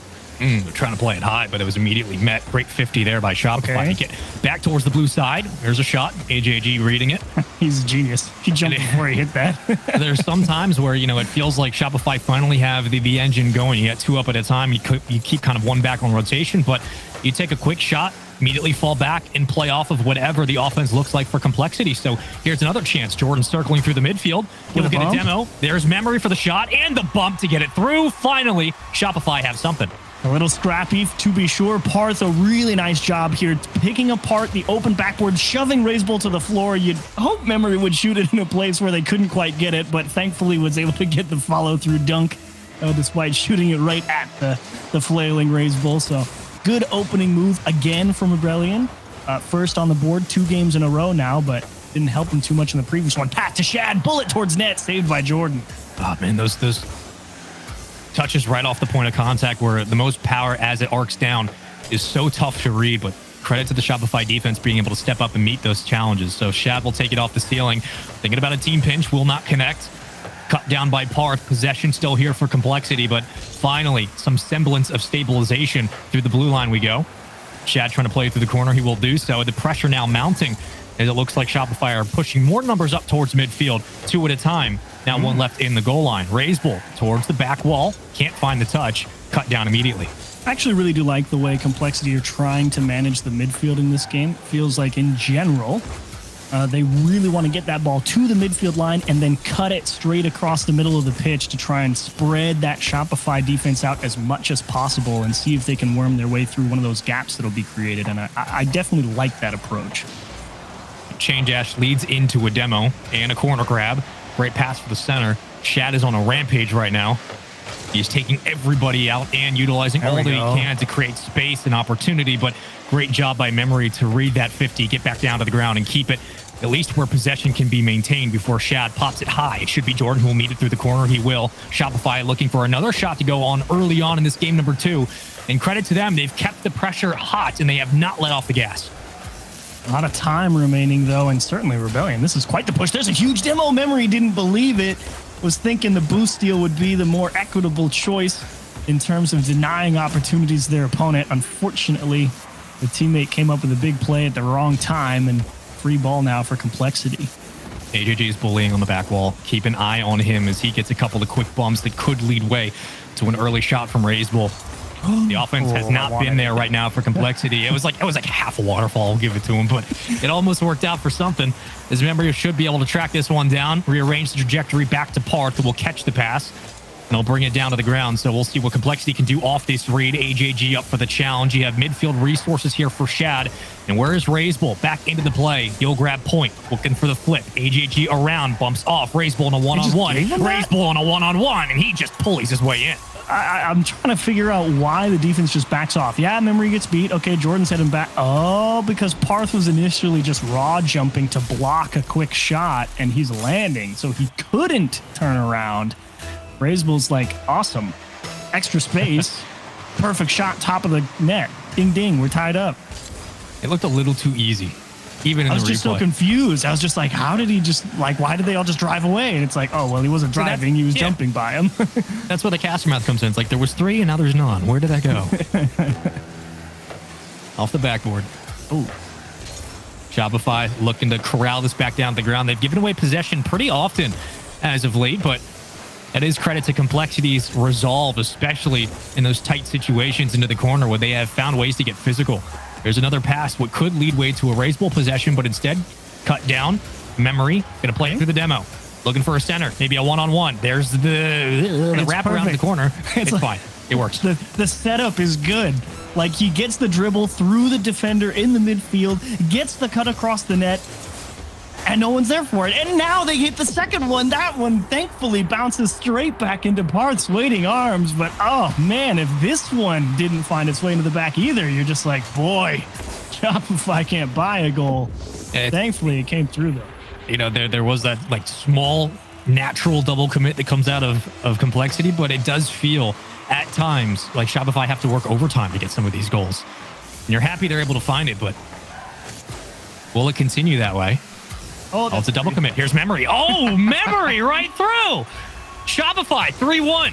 You knew it was coming as soon as that ball. Not a bad one from Razebull, but Jordan just hit it so square, and you saw how fast Memory was. I think he was thinking he was going to try and double tap it off the backboard, and he was just able to follow through on the trajectory, but you knew he was set up on top of the ball. He was going to be able to drive it right through the defender on the goal line. Great play from Memory. A little aggressive, but they don't care as long as they score. This was a great response in game 2 to keep the series going. Tie us up at 1 apiece. Maybe one for the road. Will not happen. Shopify get it done 3-1 on Aquadome. And the aggressiveness finally starts paying off. Memory with the last goal in this game, but you're looking at least the spread across the board, right? Like 2 goals, 3 saves for Memory on 1 shot, which is interesting. But all the way down, you get 3 shots for Jordan. And that's kind of the way it works. 2 assists, the facilitator, everybody getting involved.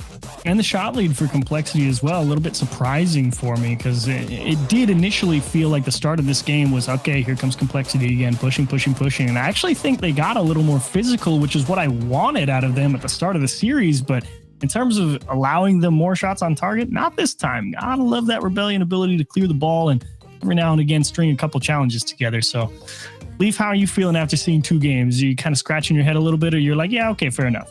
Well, yeah, that's my question. It's my job to ask the questions here. I was going to ask you guys how we feel about Complexity now moving through this lower bracket. I mean, obviously, it's important, and their journey's not going to get easier with NRG waiting for them next, too, right? So, you know, Spaceman, are we still feeling like, okay, this is a Complexity that's going to be able to keep on through that lower bracket? I mean, unfortunately, that question is reliant entirely on how the Complexity can all be on the same page. Because I thought this series would go to 5 at least, because I don't think Complexity's playing their best Rocket League right now. But this is absolutely a team that's proven they can make those long runs. Will they get to a grand finals? Probably not. But I feel like it just comes down to whether or not Complexity can put it all together, because they absolutely can beat basically anyone. They just have yet to prove they can do it consistently. I do think Rebellion is actually quite an interesting team to kind of test them against, because, as I said, it is a fairly well-structured defense, and that's probably the biggest problem Complexity has breaking down is the well-structured defenses, because, you know, they don't overcommit for anything really, and they make sure that they get a decent touch in general, and it's tough to beat teams like that, even if they are the 3 better mechanical players, I would say, over on the Complexity side. The ability to consistently break teams down like Rebellion, like NRG and teams with those very well-structured defenses has always been a real tough sticking point for them. They've had to work quite hard. Patient save. Jordan on a one-on-one. Oh, just can't carry it around. I like the effort, though. I like the hustle we're seeing so far. Tie series. Shopify looking to go up 2-1. Same for Complexity. And yet again, we'll remind you of the stat. If Complexity do win this series, regardless if it's in 2 games in 3, they will clinch a major qualification spot. So this does mean a lot, just for the sake of the best of 5. But so far, it has been back and forth, a tug of war at midfield as Parth and AJ fight for possession. Now wrestled down by Memory with a redirect towards the corner, but Jordan couldn't get near the ball before Shad cuts it away. AJG just flips it towards the net. But, you talk about that structured defense that Complexity have struggled to get through.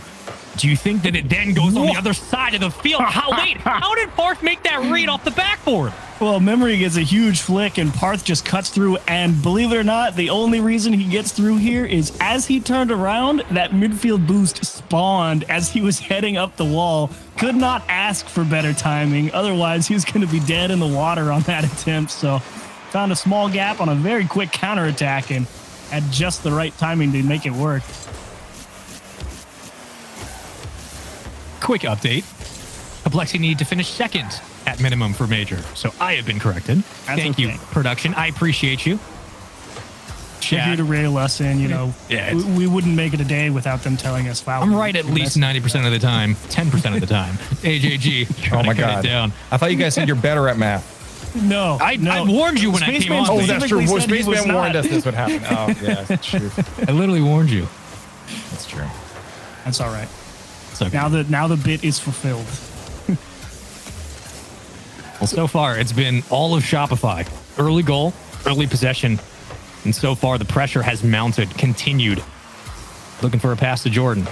Jordan can't meet it over Ray's Bowl, cut down. A lot of individual challenges and 50 wins here for Complexity. Control. Oof. And I'd like to see Complexity take a little more control of this ball. Like right there, the punt, it finds AJG, but look at how hard he has to hit it.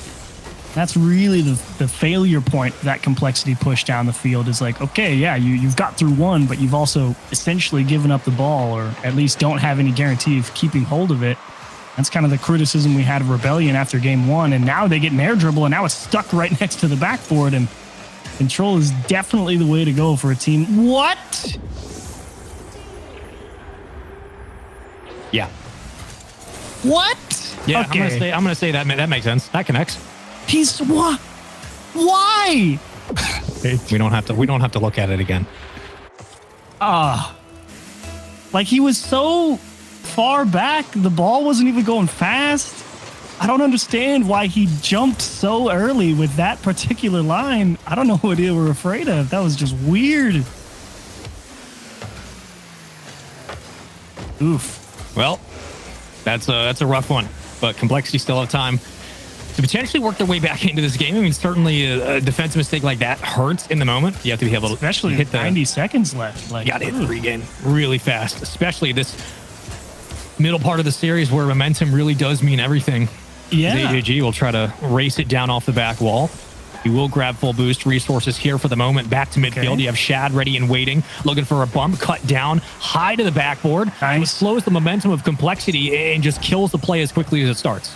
I like the idea, though, trying to take it back away across the goal line, back to a teammate. Unfortunately, nobody's quite ready. But at this point, you may just see Complexity throw caution to the winds and just dive at everything, which generally, more often than not, tends to be pretty good for them. But unfortunately, they collide in the midfield, have to waste a few precious seconds, and that might be goal 4. Or 3, excuse me. It is. Spaceman. Well, you have a giveaway from AJG who just puts it on a silver platter. And I mean, that much free space from Parth. yeah, like AJG's touch, the idea there is he's not quite certain how close the Rebellion is, and the idea is, okay, just jump up and try and push it back towards the orange side. Unfortunately, you kind of mishit it at the wrong part of the car. It goes straight up, and nobody on your team is quite ready to handle it. And, as we've seen, Parth already a right place, right time type of guy, it would seem. He's able to pick another one off. Baseball flying in. Oh, what a great pass. And recovery back on that play to at least get his wheel on the outside of the ball to keep it down, but it just doesn't amount to much. Now it seems like the narrative we had started at the beginning of the series has started to flip. It's Complexity who are working overtime for a lot of these open looks. They just can't clear it off the backboard. No pressure on Jordan. Great recenter towards the front of the box. AJG will have to race it down, but not enough time on the clock to get 3 goals to land. Shopify Rebellion are going to go up 2-1 in this series. And let me hit you with the correct stat this time. If Complexity lose this best of 5, they will not qualify for the major. The pressure then. The next at least 5 minutes, hopefully 10 if you're a Complexity fan or a player. I don't know. That's tough because I really just flip back in my head to just AJG whiffing the easiest save in the world, to be quite honest. And, you know, that puts you down 2 with 90 seconds. And again, the goals you gave up here, long transitions, like how in the world does that one get through the midfield line? And Parth, 2 goals in a row, perfect positioning, able to pick apart a spot on the backboard. And now you're like, Complexity, I feel like you're the better team, but you're kind of shooting yourselves in the foot.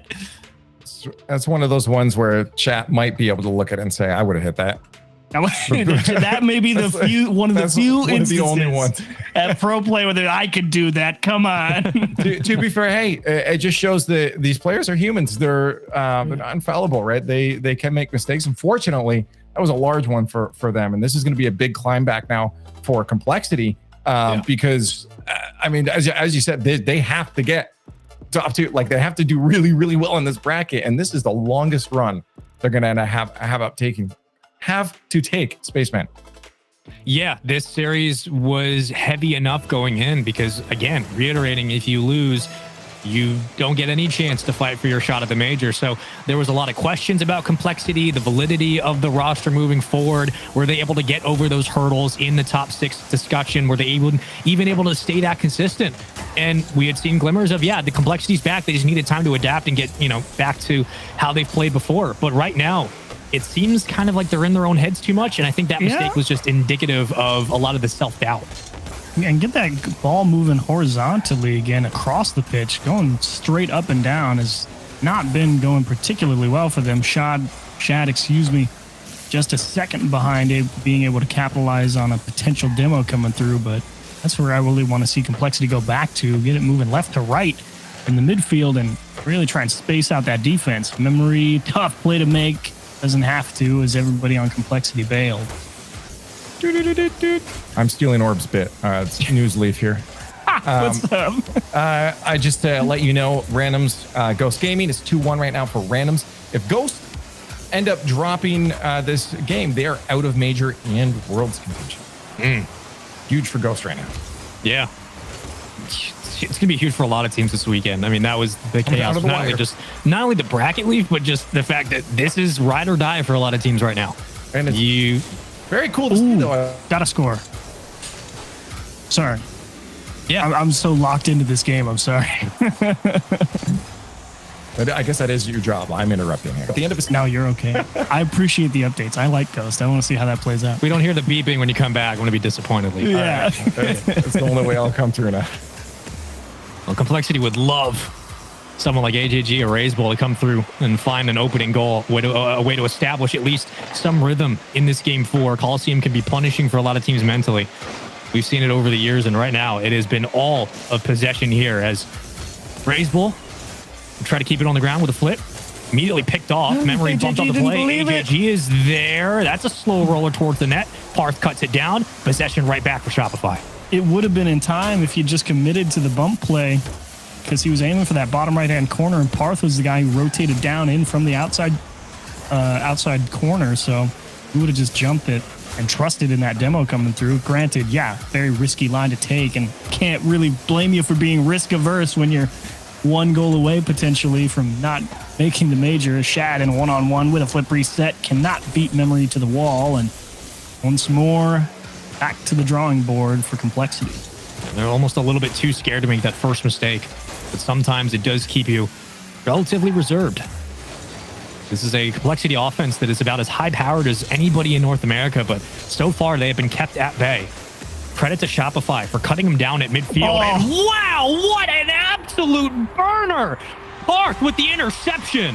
It goes perfectly again for Parth. Razebull he's not even doing anything wrong. Parth just takes the perfect line to that challenge. The rail gun all the way to the back post. Unsavable Rebellion. The first one on the board again. Man, that is a frustrating goal to give up mentally, mechanically, all that combined. But now you need a little bit of chaos, right? Like, it's one thing to say we're going to play reserved and try to force a couple of challenges that go our way or try to create space, but you have RazeBull on your team. You have a solo player like him. You have AJG, so physical upfield. Maybe now's the time to have a bit of chaos. Yeah, I mean, that's really what most people have known Complexity for, the chaos and thriving in it. And if they start connecting on a few of those demos, I mean, they're getting close. They're definitely driving through that goal line of, almost said Sandrock, Shopify Rebellion. They will find themselves with a lot more opportunities on target. It's just a matter of connecting. You can see AJG pushing through at the midfield. He's like, okay, if I find anybody, you guys have to be able to convert. And then a little miscomm, it would seem, from Complexity. They give it all right back, and it's just like, man, time's a-wasting. And it's how much space Shopify are allowed upfield once they have possession. It's not like a quick challenge to the side wall where you fight over 50. It's almost, they have real estate through the corner that they can set up with. Even these touches here, Jordan immediately reads it off the ceiling. You got Memory following in suit. Jordan trying to get physical on the goal line. A numbers advantage here for Shopify as they start to apply more pressure. AJG cutting it down. RazeBull grabbing boost. So smart. Immediately intercepted by Parth. He knew exactly where that pass was headed. Could see the line. And AJG one-on-one. Forced touch, a float to the back post, and 30 seconds left. Now you kind of just got to throw everything at it, and the mind game's going to be doubly dangerous now. All it takes is one swing from Complexity, and this is a tie game in a completely different situation. With Shopify denying it. There's the pass. Shad's got it, and Complexity tie the game. Little greedy for Rebellion. Essentially, 3 people stuck at the midfield line. Memory's trapped in the corner, and everybody, that third man from Rebellion, is like, yeah, I can go pick that off. Can you? Can you? Complexity say, no, you cannot. Breathe, regain, back onto the pitch. Both teams fighting head to head. This is a big game for Complexity's lives. Sitting here with 8 seconds to go.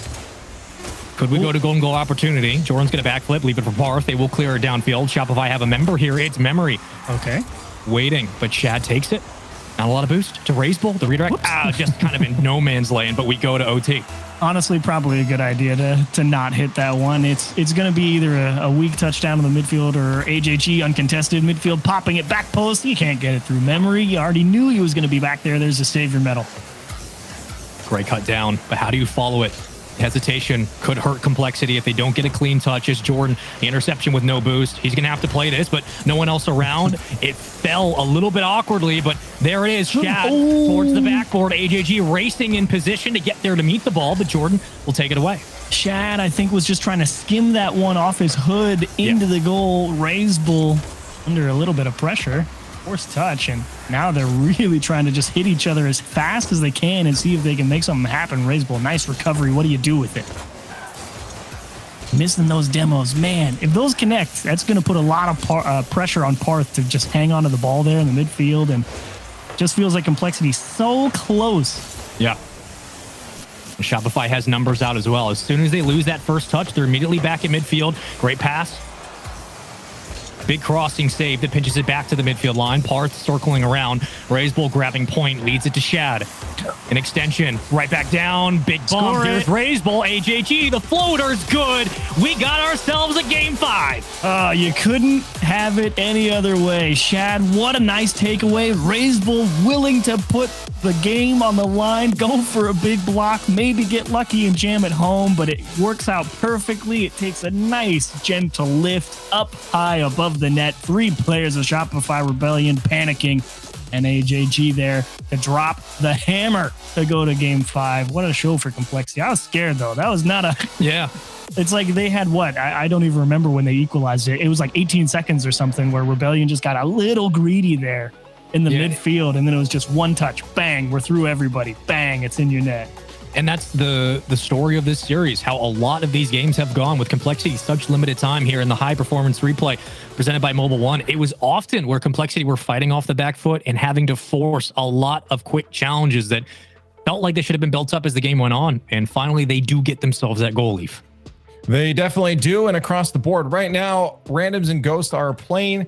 It is 1-goal lead with 2 minutes left for Randoms, which would mean if Ghost can't equalize, that they will be knocked out of that major and Worlds contention. So that's still going on. Remember, all these co-streams are going on with all the team streams, so make sure you're going and watching your favorite teams right now and supporting them in their chat. You keep hanging out with us too. It's pretty fun, but that one's intense. That one's on the line here, but Complexity is still trying to keep their dreams alive here. As it's getting harder and harder for them. Their journey gets longer and longer.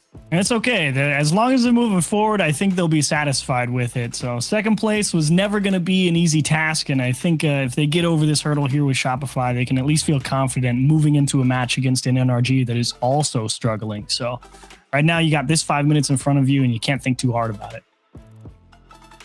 Well, I mean, you could. Maybe thinking too hard will make you do some cool stuff. You know what? Just go pop off. Yeah. Right? Like just do this. I believe it, to be honest. The most complicated 20-man passing play across the field. Like make it look like an actual soccer match. Out of the two teams that would do it here, it would certainly be Complexity. That I don't doubt for a second. The only problem is there's this whole verticality aspect of Rocket League makes that pretty difficult. That's true. It does complicate things a little bit. But for Rebellion here, I mean, do we see a finish, Spaceman, for like, how do we feel now that we've seen a couple of these matches for this team? Yeah. While the offense hasn't been there, granted we're in game 5 because of it, the defense has continued to be really impressive for Shopify. And I look at Complexity and they did get a couple of opportunities, but it wasn't enough to make me put all the weight over towards their side. Yet again, though, we find ourselves on Champions Field, brought to you by Nissan for this game 5. And the Chiefs, I got to wonder, is this where the offense really flourishes for Complexity? Are they able to break down the defense? Because to Shopify's credit, they've been able to answer most of these challenges. I think if there was any game where you'd expect Complexity to come out and be like, you know what, we're just going to go and put all the pressure in the world on them, it would be game 5. Because at this point, they know what they're in for. They know what they're getting. That's a nice delayed touch off the corner. Razebull so close to jamming at home. And there's a little bit of physicality for them to try and hang on to the ball. And great return demo from Shopify. And to answer your question, I think Complexity, absolutely. I don't think they're timid here in Game 5. I think all the timidness was in Game 4 when they knew they had to win to give themselves a shot. But now that it's level playing, I think they come out there guns blazing. I mean, it's essentially a best of one at this point, and this is a team that absolutely knows what it takes to be in these situations. They did it the majority of the fall split, having to prove themselves in these tightrope walks, and now it's just up to one single best 5-minute match. Great shot from Razebull, and Complexity strike first. And that's just not fair. One of the few games where Complexity do score first, this bounce out of the corner. I mean, Parth is worried that AJG is going to get a second touch, so he decides to take the passive line, rotate towards the goal line, but when Razebull absolutely snipes one on you back post, you never stood a chance. That was perfect placement from him. It got sad at the end there because Ghost is done. Oh, no. Ghost has been beaten by Raven. Oh, jeez. Well, that's so good. That's sad for Ghost Gaming, but I mean, credit to Randoms getting it done. I mean, again, Jorby said it earlier. The middle of the pack teams, the bubble teams who have come through those open qualifiers have really made a difference. I just want to know if 2P scored the game winner. That's all that matters at this point. For me, yeah. I missed the final goal. I'll update you. But you're gonna have to come buzz back in, Lee, if we miss it. In this situation, if you are Complexity, you continue to play as aggressive upfield as you are so far, as AJG's taking a lot of those early challenges. Razebull running point now. Or do you go back to that reserve nature that's warned? Oh, what a back pass, Jordan. Double tap off the backboard, still alive. It's around for memory. Centered back out, blocked away off the goal line. Razebull through the corner now. Things kick up into a different notch, and Complexity have to get back to midfield. Took too much time. Rebellion had it all lined up perfectly. I mean, the takeaway touch from the backboard to beat the last man and gives yourself the opening. And then you hit it off the wall one more time. Gotta be straight into the net. I know it's difficult, but that extra moment was all that Complexity needed to get themselves back in shape on defense and take away an equalizer chance there. That's tough. Well, this could be dangerous. What a counterattack that might start off the back wall. Memory clears it down to Parth, a big read, and it just can't sneak its way in. Wrapped around by Razebull. He's looking for Shad. He will have the pass cut down by Jordan. It's Shopify one-on-one taking these challenges. Before possession is halted, you are looking for that stall. A great touch to Memory, but cut down to the corner. Yeah, definitely a very ping-pong heavy game here in Game 5. A slower touchdown into the corner may give Rebellion an opening to at least have some extended stays, and that's a huge challenge from Jordan, who's late to that contest and out there just in time to jam it back into the open space. So Rebellion pushing currently. How long does it last? Boost consumption has been there a little bit for Complexity. I mean, they've had enough to get towards the backboard for a clear, but not enough to hold on to the ball. And yet again, AJG trying to slow it. That's a dangerous touch. Parth, this could waterfall. It might. Picked up by Raise Bull. Somehow again, the recovery for both touches. But Jordan spiraling, juggling, looking for an extra touch. It's all pushed up for Shopify. You have Memory working through the corner, looking for those 50s. Parth now next up to bat. Jordan cutting it down in the solo rotation. The Island Man looking for the pass. Backboard, Memory. Anyone else around Parth? Yes, on target. Bar down. Parth ties the game. You had no idea if it was going to be enough. Jordan, a nice little poke. Memory risking it all. Try and throw it off the wall. And Shad, that's a tough one.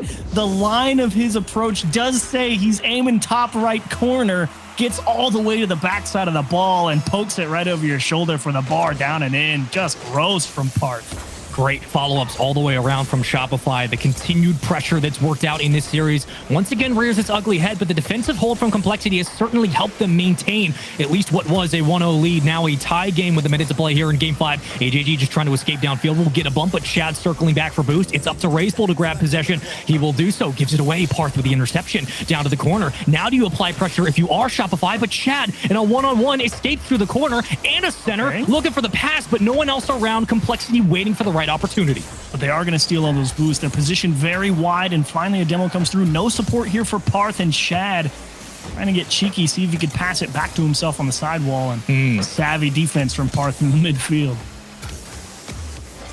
This is getting dangerous. These infield passes, it takes one redirect and all of a sudden you're beat out of position. Quickly cut down by Raiseful. But every time you think Complexity have an easy pop, it's immediately met by Shopify. They are not giving up on these touches. The Raiseful with a quick bump towards the backboard. Shopify ready and waiting. You have Shad and AJG working in tandem, but there's Jordan with full boost and the cut down. Jordan looking for the extension down to the ground. Raiseful cut immediately blocked away and the pinch from the ceiling. Shopify pressing. Shopify going. Shad taking the ball away. Raiseful. Oh, Raiseful's there in a minute. Oh, the redirect. Oh, to Shad. Oh, it's in. There it goes. Raiseful, 0 seconds.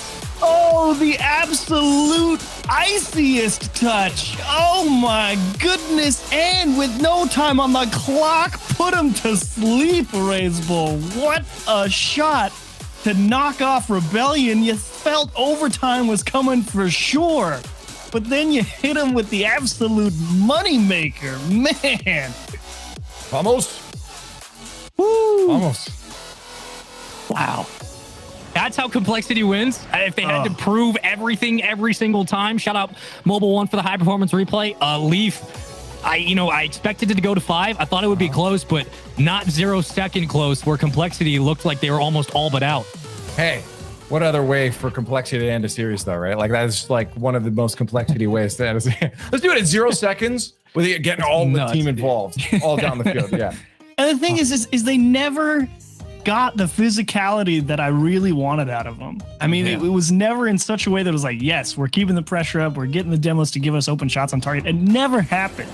And I really do think that if they would have connected on any of their demos, would have been a lot easier of a series, but one way or the other, enough to get it done. And Shopify Rebellion, I mean, this is a tough one to lose. I actually really do think they had a very good approach to this one. I thought the ideas from Jordan in particular as a setup guy, he was doing a great job getting up by the ball, taking it away from Complexity defenders, giving Memory and Parth chances to put some awesome shots on target, really put that pressure on Complexity. Yeah. And it really just came down to Complexity executed, and you can't do anything about that. Complexity's dreams stay alive in the lower bracket, but we're not done with the lower bracket. I do believe we have NRG Complexity coming up next as a very important match. NRG, again, fighting for top 4, Complexity top 2. Someone's got to go home, though, and it's not you. Guys, stay right there. We'll be back right after the break.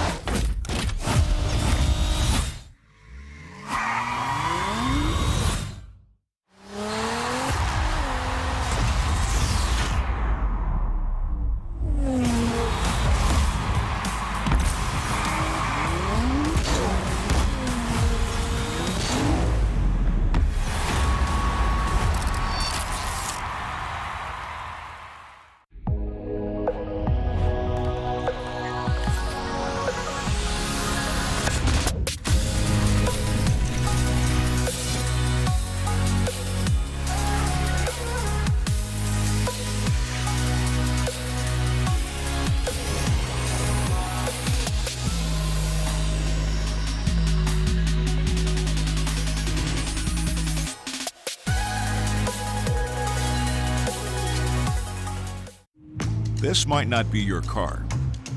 And this might not be your engine. Maybe this isn't your morning routine. And maybe these aren't your coworkers. Perhaps these aren't your standard driving conditions. Far from it. But this is your oil, which means you're one of us, doesn't it? For serious engines, on and off the track, upgrade to Mobil 1.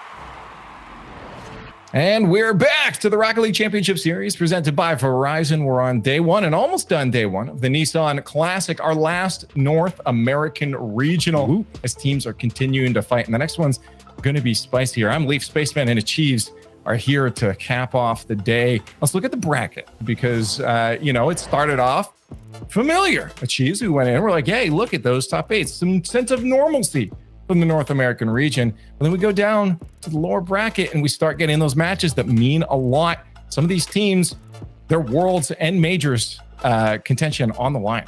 Scary one, yeah. The two biggest ones that we were just talking about before we threw to break, NRG and Complexity, both of them shooting for a very deep run. So it'll be interesting to see how that match plays out. Of course, Envy playing with Turbo Pulsa today. Who knows what could happen there against a team like Randoms. Sonics, perhaps the only upset, quote, if you want to call it that, from the upper bracket, fell down, and now they have to play against Acrew. Rogue and Oxygen, I mean, flip a coin. It's going to be a barn burner for that one, I would imagine. Hey, Spaceman, how you feel about this? Like, you think is it exciting down here? Is this scary? Which emotion are you feeling for these teams? It feels like we've entered Europe, where all of a sudden, like, you got V1, you got SSG, FaZe, and G2 up top, and everybody else is just like, yeah, these are good teams, but now we're just in the pit. We're in the passion pit. This is what the passion pit used to be back in the day. It's like all of these crazy good competitors just fighting it out for a last chance survival. So the fact that you have Rogue Oxygen, you got Sonics, Acrew, NRG Complexity, like that.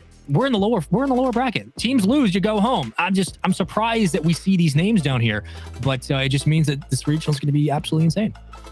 I don't know. It sounds like a place I'd normally want to be, but not when it's in terms of competitive bracket, and it's the lower bracket is what's been called. This is lives on the line here. I mean, we just saw Ghost lose their chance. Their worlds and their season's done. Like it's done for them, and it came down to that one best of 5 against Randoms. By the way, Achieves. It was 2-piece that scored the winning goal. You knew it. It had to be. It absolutely had to be. Balance restored. But we do have our next match coming up. Another big one on the line. The General NRG versus Complexity. NRG, for their major spot, they need top 4. Whereas Complexity, they need top 2. This is a big one. Both these teams, major contention. And it's elimination. Their second lives are gone right now, Spaceman. So this is for both teams a very, very nerve-wracking situation. Conversation-wise, this is much more, I think, about NRG being realistically in a position to make top 4. For Complexity, they have to make grand final at that point. Yeah. Like we know that they're fighting every game, but this is NRG. This is the team that everybody was touting, I should say, as second best in the world after the winter major, or excuse me, the fall major. Like, this is NRG fighting for a chance just to get to the spring major. So this series is much more about them than I think it is about Complexity. Well, let's keep it about them right now, because Garrett G, we have them a little VT for you here, guys. They're on their last push for London because it's getting down to the wire.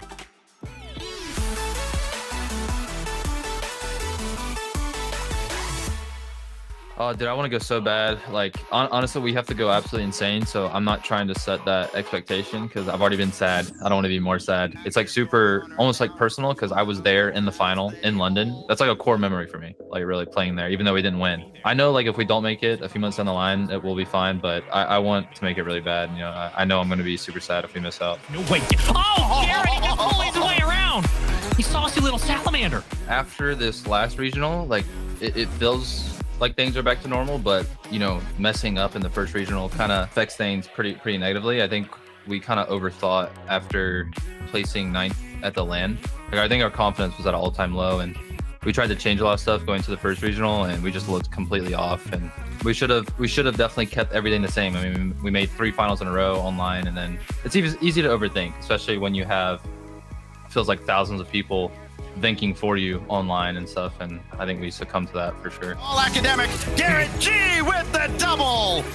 I honestly think we could have won the last regional. We just went to game 7 with, in my opinion, our biggest counter in NA, which is V1. I think if we took that, I think we were in the final, and obviously G2 is the best team in NA right now, but I think we could have taken that. So I'm really confident. For us, it comes down to getting a solid start. No way. Quick shot, goal! NRG stack bricks to the stratosphere. the most iconic moment in Rocket League esports history from that team right there in London. To not have them there would be just it's unthinkable, right? Like we're saying it's the plot armor for a reason. They have to win it. They have to push through. Right? Players are tweeting they are going to make it. And it's scary though, because I think what Garrett just said there was that it's easy to overthink, and I think that's an understatement. I think it's inevitable to overthink. Chat though, I need you involved. It's the Verizon fan vote. Hashtag NRG or hashtag COL now. NRG always wins these. How much though? Because we gotta hope.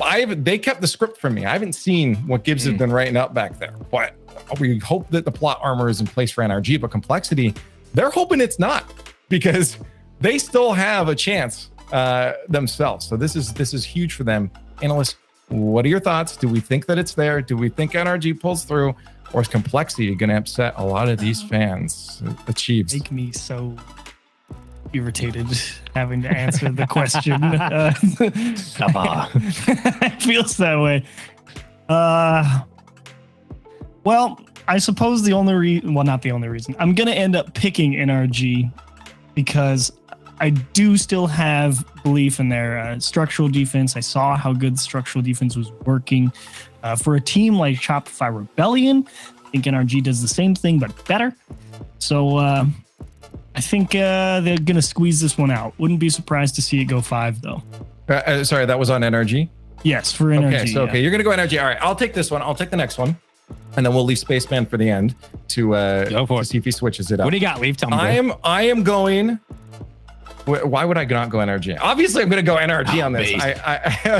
It was for me one of the greatest moments of my life to being there, and to be able to just have them go back there, relive those memories. I know that's incredibly important for them. Sure. Right. I know that this is huge, but again, you can't forget there are players and humans on the other side of Complexity as well. So it is important for these players too, but I'm a little biased in that I was there during that energy moment. So I got to go NRG. Do you flip it, or are we across the board, Spaceman? Mathematically, I will be shunned from my scientific community if I don't take the average on this one. And NRG making top 4 is much more realistic than Complexity making it to grand finals, I feel. And because of that, and because I've seen NRG lose twice when at Death's Door, I am taking NRG. I think they're going to get it done in 4. This is so huge, not only just for the collective of the team, but the mental trying to get to a major and reestablish the team. I think they're going to get it done. And at least what I've seen from Complexity so far, I haven't been super impressed. I think NRG do win. Okay, chat, hit us. What you got? Is NRG pulling through? Wow. 71. That's more than it was before. There's a little more belief coming through. But we'll see if Complexity can play spoiler, because their dreams are still alive. Second place for them. They got to crush through NRG. Both these teams, remember, Spaceman, have one life left, and you lose it here. You lose it here. It's gone. You just walk downstairs, go to the fridge, drink some water, contemplate. Listen, we just cursed it, so we all picked NRG. Now they're going to lose. Ha ha, chat. But listen, I believe it, to be honest. I really would. Chiefs, we have some universal untapped powers that we haven't actually leaned into yet. But when you look at NRG's kind of road to this point, because again, we heard in the video about Garrett saying, look, if we don't make the major, it's not the end of the world, but it is something that they obviously want to do. Certainly. Outside of just playing clean, established Rocket League, what does NRG have to do going against the likes of Complexity? Oh boy, I was about to say the answer would be not get caught out right there. I think the biggest, goodness gracious me, I think the biggest thing to consider that specifically Shopify Rebellion was struggling with that's really going to help NRG is NRG, when they get a hold of a ball, they tend to be a lot more possession oriented. Like you see Justin right here trapping the ball, take it on a dribble, take it as much away from Complexity as possible. And that, I think, is the real bread and butter for a team like NRG that's going to take away a lot of opportunity from Complexity. It's going to force Complexity to really try and rush to beat them. And here in this case, Shad is not going to punish. He punts it off the bar.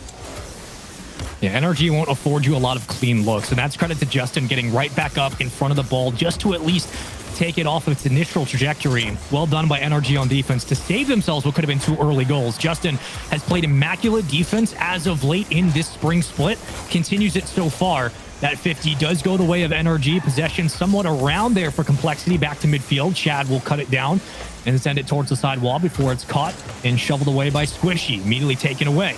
Raiseball now back up off the ceiling, down to AJG, and down for the first goal.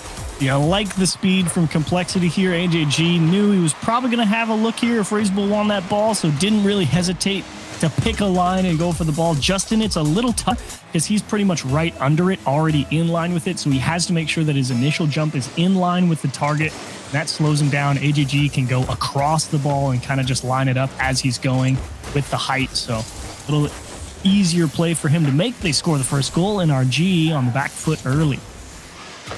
Great extension by Shad just to get it around towards the center of the box, allowing Raiseball room to work upfield. We've seen that a couple of times near the end as it trickled away in the Shopify series just about 10 minutes ago. But now NRG on the assault on the front, looking for extra pressure. There's a bump out that kills the play. Squishy couldn't fill in the lane and cut down. So you're seeing these aggressive challenges on the side wall from Complexity, and it affords them that real estate to punch it downfield, spread the defensive energy thin, and pick them apart at range. I like what I'm seeing so far from the boys in blue.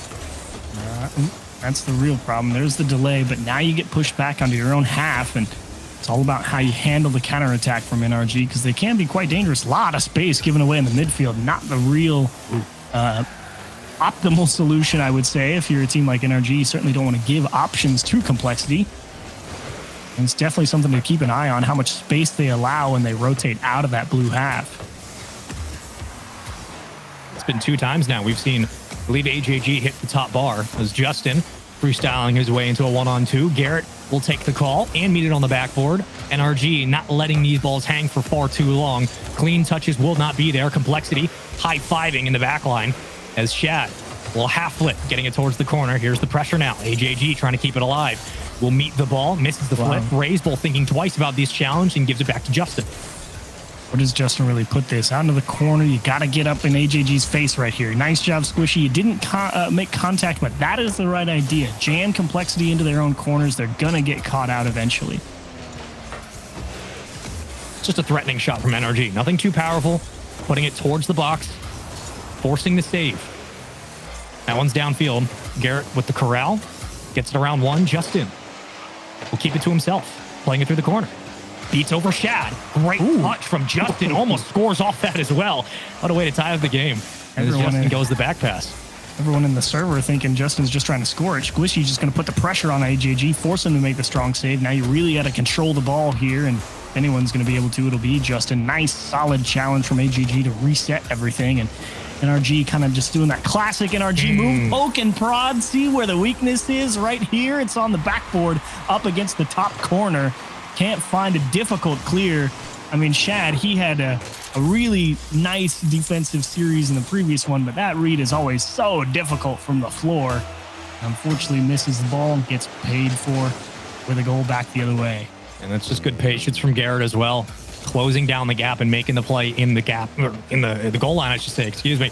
Is Justin looking for the recovery that somehow almost worked out. If he had boost, surely that would turn into a shot. Garrett with the center, the pass to Squishy. Cut it down. And they'll play it off the backboard to Justin. Yep. That is still somehow Here's alive. Garrett. NRG following in. There's the bump. Shout out Justin. High five Garrett. 2-1 NRG. Difficult one to make. You knew Squishy was going to dump it down for Justin. It was just a matter of how long does it take Garrett G to get there. A really slow approach, actually. I think kind of throwing Complexity for a bit of a loop, but he wanted to make sure he knew exactly what the defense was handing him before he flipped into the ball. So great timing. A nice adjustment from Garrett G to poke it behind that back shoulder. Great patience in that offensive third. Justin, the dangerous flip. And I start to see the defense panic a little bit on Complexity. They don't have a lot of clean redirects and booming clears to get the ball away. Finally, it will be Raiseball with no resources in the tank to continue this play. He's going to have to fall off and get to the corner. AGG infield pass cut down. Justin denying it yet again. Ooh, nice pressure from Raiseball, though. Complexity have a pretty decent setup here. And they crack NRG in 10 seconds. A lot of teams try it. Not many can find it. Squishy, one-on-one, beats one. And this just kills time. Okay. There's a demo, man advantage, but downfield, Okay. Shad. No time on the clock. A lot of boost. Looking for the pinch. Here's AJG popping it high. Raiseball can get there, but Garrett immediately meets it. Nicely done by the general towards the back line. And NRG take game 1. The patience from Garrett G. He knew there was going to be something coming off the backboard there. He was just picking his moment. even the line he took to go and challenge that ball, he's like, trust me, I'm not trying to win it. I'm trying to make sure I don't let you back onto the backboard, but you also can't just fake the ball, try and get a flip reset and poke it into the corner of the net. Really well-played line to close that game out. NRG squeezed one away from Complexity in game one. Not the easiest game per se for either team, but definitely I wouldn't say a particularly stressful one. They were kind of just saying, okay, where's the defense going to be? Can we make something happen? And in general, Complexity a little bit flustered in a few more of those scenarios. Yep, it's a close one, that's for sure. And it doesn't make it. It doesn't. I don't think this win eases the minds of any of the NRG fans out there that that this is in the bag yet. Complexity again, keeping this real close. And they're still trying to make their run. And we've seen how clutch they can be. I mean, they ended their last series with that clutch goal against Shopify Rebellion, 2-0 seconds. NRG definitely has to keep their eyes open and heads on a swivel. Especially, again, if that physical play starts coming out, you know things, if it comes down to the wire, it's going to get scrappy. They even got pretty lucky. That one easily could have been overtime, if you remember. Like the first minute or so, they just smashed one off the bar. That was a completely open shot. And that if that one goes into the back, you're probably still sitting here playing and you have no idea what's about to happen. So definitely no free wins for NRG in this one. You're trying to make this run in the lower bracket, nothing's going to be free. You have to earn your way through to potentially making a top 4 spot. And again, we'll give you kind of the stakes of how this series plays out. With a Complexity win, NRG would be eliminated from the major, but also G2 would clinch a main event world spot. So there's a lot on the line for G2 if Complexity pull through. On the other side for NRG, it's just one series at a time. Of course, they need to make top 4. And things look different, but AJG sneaks it through. I got to see that one again. I thought Justin was in position. He saw the flick. Okay, rotates back. It's caught a little bit on the lip. Did he? I think he missed his jump button. I think he was trying to double jump, and the second press, I think he missed it. And he pressed it late, so he ends up coming up short. What a weird mechanical miscue. Either way, not very surprised to see that one sneak through a defender like Justin. Raise ball. Oh, when he saves that, he squeezes it through the bar. I don't know how that doesn't land. Okay. You give one, you take one. So you hit the bar twice in game one off the rip. You get a weird goal to kick this one off. Aquadome takes no prisoners early on. Raise ball circling around, playing with his food as Garrett G will send it back to Justin. Oh, little quick what pop. Do you do? On possession. AJG cutting it down. No, Justin on a 1v3. Okay. Everybody calm down. Back to midfield we go. He even had the wave dash landing as that challenge came through, so it pushed up his wheels and he canceled the momentum to try and maybe get the quick flick over the goal. He was really trying to make the defense look bad there for Complexity. Good stop, though. We got boost in the corner now for Complexity. And they're getting very aggressive on these first touches. You know, it was something that NRG certainly had in the start of game one after that volleying pressure that really Complexity were putting on. NRG control possession, especially towards the side wall. Now it looks like Complexity are fighting them for possession on every part of the field. It sounds super simple, but it does go a long way to creating chances. There's a bump from Justin towards the backboard, down to the ground. Complexity 2 members up now, putting a lot of pressure at midfield. They are doing a really nice job. I would agree. Fighting for possession at every chance you got right here, if you're Complexity, that's probably the right move against a team like NRG, because they know that possession is the key for them. And if Complexity knows that, look, we have the 1-goal lead. If we give up a nice counterattack and they execute fine, but we're going to have a little bit of faith that that one man is going to be able to buy us enough time to get back. And that's definitely going to make it much more difficult for NRG to find a seam through here. Justin, no boost. Like, yeah, there was a lot of space, but what's he going to do with it? The only answer is put it on target and hope for the best. Raise ball with a great stop. And even looking back to the series prior, where AJG was much more of an off-ball offensive player, looking for demos and bumps to clear lanes at midfield. Now when he does get possession, they're giving him free roam. They're allowing him to take shots. Then he falls off and tries to help facilitate more. So it seems that it is a full team effort right now for Complexity. Giving that trust to your teammates does go a long way, as Shad will take it off the sidewall. AJG waiting in the wing as Race will be the last defender back. Complexity looking at the rotation. Garrett on a one-on-one. Gets the 50 to go his way. Back laterally. Okay. And now we spread this one thin with a pinch to Justin to no one, and Shad will punch it out. This is a tough one to handle for both teams, actually. Like, yeah, the challenges are going NRG's way, but they're going out in such a neutral ground that it's a little unsustainable to continue to be able to do that. Raise bull down to AJG, and unfortunately couldn't get all the way back to it. Forced punt from Justin, nobody back, and Really nicely played game from Complexity. In general, strong shot, Garrett G. Ready just in time. And the amount of boost that Squishy had to burn just to recover. He does get it downfield, but now you're taking all of these back pads, you're taking the midfield, you're limiting the resources that NRG have to get that second touch and to create these opportunities one-on-one. Shad, wow, someone gets the save. Justin does. Breathe heavily now for NRG. That was dangerous. Could have been a 2-0 game, but there's a demo man advantage now for Complexity. AJG ready and waiting for the pass. Shad on his own. He slows it with the clamp, but cut down NRG, denying the second goal. Like the idea to try and just hover that one above the net and let it just drip down. Unfortunately, Justin was rotating back from that midfield, was able to take it all the way out to the safety of the corner. A minute left. Complexity not making it easy. Squishy just trying to open the door a little bit. Maybe Justin can score this. I would be amazed. And Razebull not even going to give him the chance. Garrett G off the wall for Squishy. This one on target. It's going to ricochet. Razebull will take it to safety.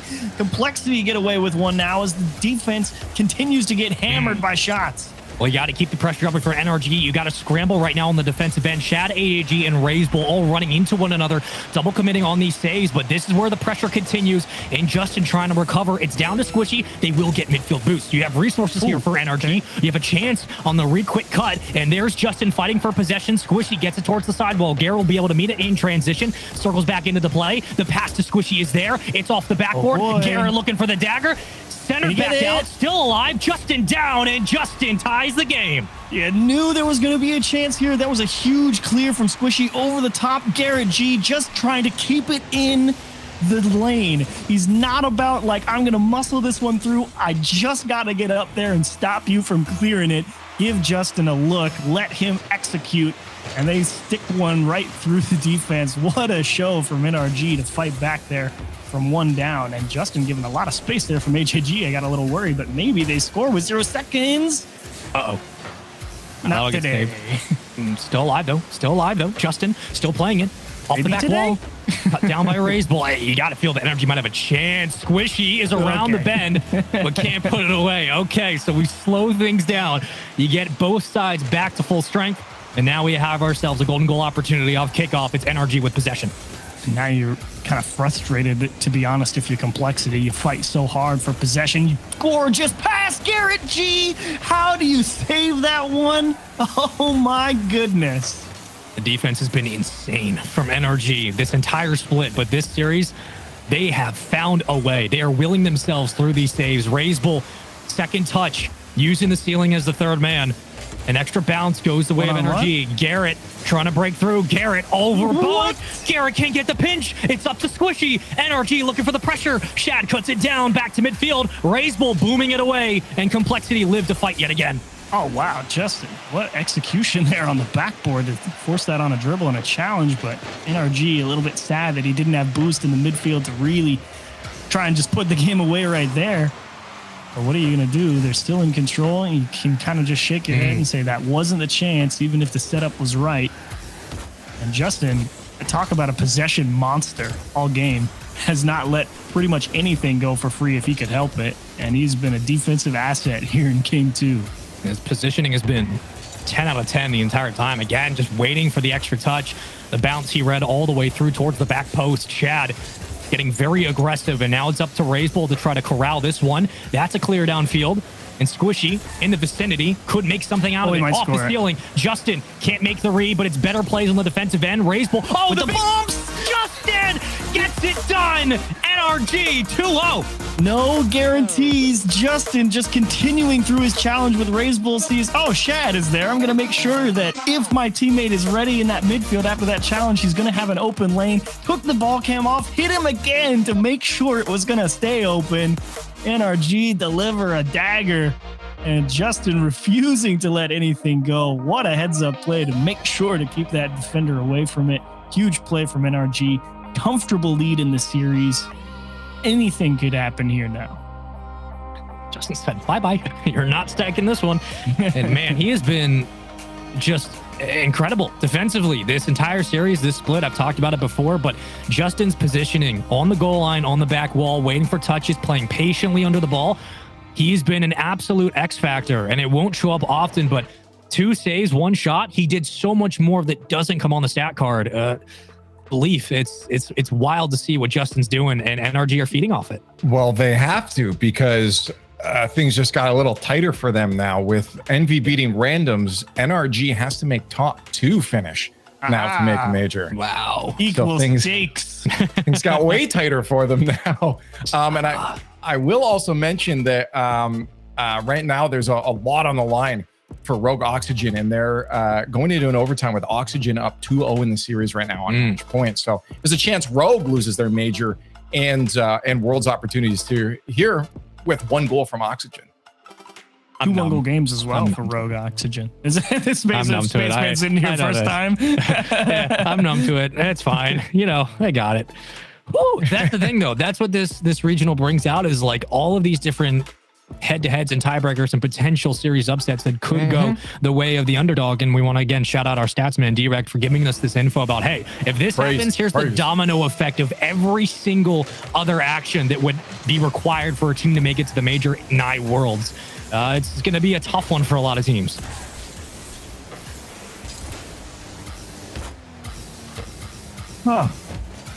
Yeah, that's what all these teams are saying. I'm glad we had a short break in between games 2 and 3. That was stressful, man. I needed that. I'm not even playing. This is all just to get to the major. It's a lot on the line. It gets every worse. single time. It only means that the victory will be that much sweeter. But what a redirect from Raiseball. Off the ceiling for just joining us. Welcome in to the final match here on Mainstream for the day. It is NRG versus Complexity. It's Justin versus everybody. And there's a pinch around. AJG pops it high. NRG's ball still around. Justin off the backboard. Oh my. You wanted to see the noises that would have come out of my body. Oh, God. I know what you mean. You wanted to see it. It's rare you get the opportunity for a setup like that. You love the adaptability of the Complexity defense to recognize the chance, get up there and take it away. A couple of really nice saves, actually, throughout that entire sequence for Complexity. So really good start to them defensively. Justin's maintained possession for what seems like the majority of NRG's chances this series. Looking for the demo. Shad will evade and get up. Never mind. There's a demo from Garrett. Off-ball offense working for NRG. Justin, the cut down into 50. Great pass from Squishy. Garrett can't get there. Raiseball collapsing in on the ball to try to get it towards the sidewall, but unrelenting. Nice. NRG continuing to find ways to get touches. Defense doing some excellent work, not losing track of anybody on NRG, understanding where the passing lanes are and still able to get there and fight for possession. Justin, not sure if that was the most well-advised touch, but either way, NRG will find a way to break out of their own half. But can they hang on to the ball? We may see a little ping pong here. It's moving so fast. I think you need this for Complexity just to break up the monotony that happens so far on the defensive end. Like this gives you a chance to at least physically breathe from what's happened. Yeah, everyone can get down with a little ping pong, especially I think you do make an excellent point there. Getting pushed back into your own corner, having to make some stressful defensive plays. I think ping pong's definitely a good thing, and you can see Garrett G trying to bring that back. He wants possession, and in fact, he's done just that. NRG is going to be camped out here in the midfield. It's actually not a bad cut down from Raiseball, and though he can't follow it up, it does allow AJG to get positioning towards the back wall. So these infield connections and these cut down from NRG, they're getting read by Complexity, and the defensive stops have been pretty important to keep this at 0-0. Dangerous around the backboard. Shad will escape. Complexity finally get back to midfield. Squishy ripped that one off the wall. I don't think he quite put it where he wanted to, but either way, they do still hold possession. NRG, they know. They don't give Complexity anything. As long as you're holding on to the ball, you're in good shape, even if you're not getting shots on target. I've seen that redirect before. What was it, a week ago? Like that's scary. Good pop from Garrett. Cut down. We'll take our time with this one. Shot from the sidewall. And immediately intercepted. Oh, where'd they all go? Man, if you're AJG and you get a pass like that across the pitch, and unfortunately the one time you do against NRG, no one has the boost to be in position for it. That one stings a little bit. Good challenge by AJG just to get up, hold his position. Doesn't have a lot of boost, though. We'll try to get the small pad before ascending towards the corner. You split the difference, one apiece for both sides. A double commit, but hey, it works out in a pinch, so it allows you to funnel through. And the collapse begins at midfield. Split out, splintered now towards the corner. Positioning here for NRG, 50 win as well. Shad and Razebull working together, trying to bring this ball in. They commit, and they give away a bit of positioning, but they do get possession right back. Shad trying to get it over Justin will not happen. Man, and he just lands so smoothly off the backboard. He just turns it into an air dribble with the flip reset clear. I mean, that's that type of defensive capability. That is the real intangible that is invaluable from anybody on a Rocket League roster. The transferability from offense to defense, the smoothness to not ever get caught out in any awkward situation. I mean, yeah, it's so adaptable and tough to break down. That level of control is just phenomenal. That's what BDS do so well in Europe. That's why they have that consistency. 9 seconds to go. This one still sits at 0-0. Complexity fighting for their tournament and major life right now. Kept up. Still alive. Razebull will use the ceiling. AJG getting physical with Garrett on the back wall. Whoa, what? It floats in again. Razebull connects and AJG sets it up. Okay, hang on. Did AJG catch a big piece of Garrett G? He definitely went up the backboard. Maybe just trying to redirect it. Garrett. Oh my God. Like, I don't even think AJG hit the ball. I'm pretty sure Razebull got the goal. I think AJG redirected it. I don't think he did. We'll see on the scoreline. Yeah, no touch for AJG. Just gets the assist, unfortunately. But either way, I think his whole plan there was blocking the Garrett G clear.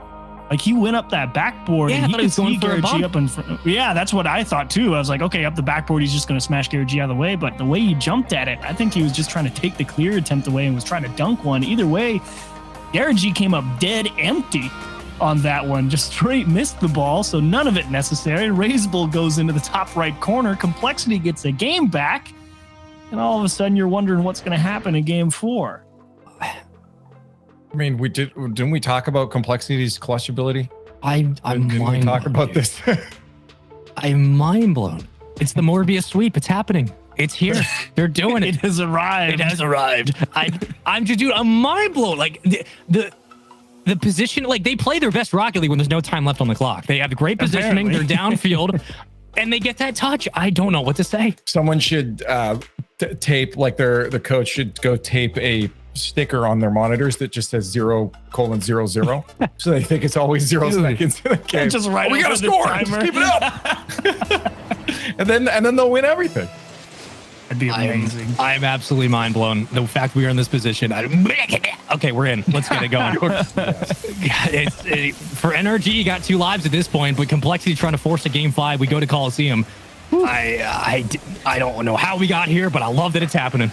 Now, as much as I've been, fanboying over the NRG defense and how tough it has been, the only reason I say that is because a lot of these setups from Complexity are so good. They put NRG in so many difficult positions.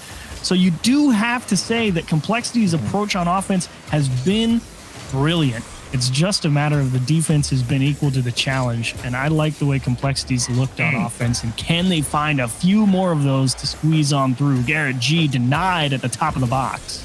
Justin's not leaving. He had 5 boosts, but he was not giving up on the play. He will get everything he needs back in transition.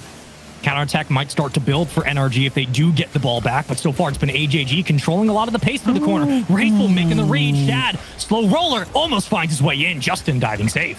Like the idea, though, from Complexity, they kind of just pre-jump the pass to say, look, this is where I'm going to be. Put it on a dime, and we're scoring, unfortunately, just off the mark. And that's how they get in front of some of the best defenses in the game. They demand that they execute on these incredibly difficult chances. And when it works, you wonder who in the world could stop them. Not a powerful clear. Razebull will control it. Backboard, oh my, almost a double tap. Could have been there, but instead, we keep the pressure here. Squishy trying to make the read. It's around for AJG. He doesn't get the bump. I think Justin might have flipped over. Okay, that works out. The 50 lands back towards the front of the box, and Justin will escape. A little awkward, though. I'm not sure why he turned his car upside down and then flicked it towards the middle of the pitch. Either way, NRG, a chance to regain here. There's going to be a lot of open space, and Justin just sizing up a challenge. This is okay. They have an all right setup. It's just, can they really hang on to the ball? I mean, we've seen Squishy sitting on the backboard. We've seen 2 players of Complexity hanging off the side wall. That's off the bar. No follow-up from Razebull. You got to be careful. Oh, it's now a foot race towards the corner. Squishy can't get it around. Oh, and they play missed for the the boost boost. deal. And Garrett, I don't know if Garrett misslipped or got bumped. Either way, he falls off the play. Justin's going to have to take point. Yeah, this is all just time buying from Justin. He's not intending to score. Squishy missed the boost deal. Like you said, Garrett G, definitely a bit of an awkward approach. Physical attempt on the goal line, and AJG. He's had quite the defensive showing as well in this series. And the last one, I should say. Yeah. I mean, again, it seems like he's more comfortable right now playing up midfield. He was really the lone man out, responsible for a lot of the facilitation in the first series, but now he gets his hand on the ball. And he's allowed to be a little bit more creative. It opens up the doors for Complexity. Back up to midfield. Through the corner, he will get boost, but cut down. NRG playing a 2-on-1 escape. They will get it to Squishy, who carries it, bumps Chad in the process, but nothing really comes of it.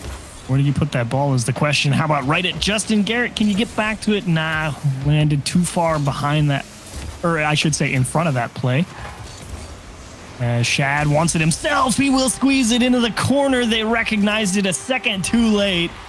Nice goal here from Shad. Just a small opening. He's through Justin. Garrett G gets frozen in the back post from AJG, going in for the physicality, so he can't cover the distance to that near post quite in time. And Complexity up 1.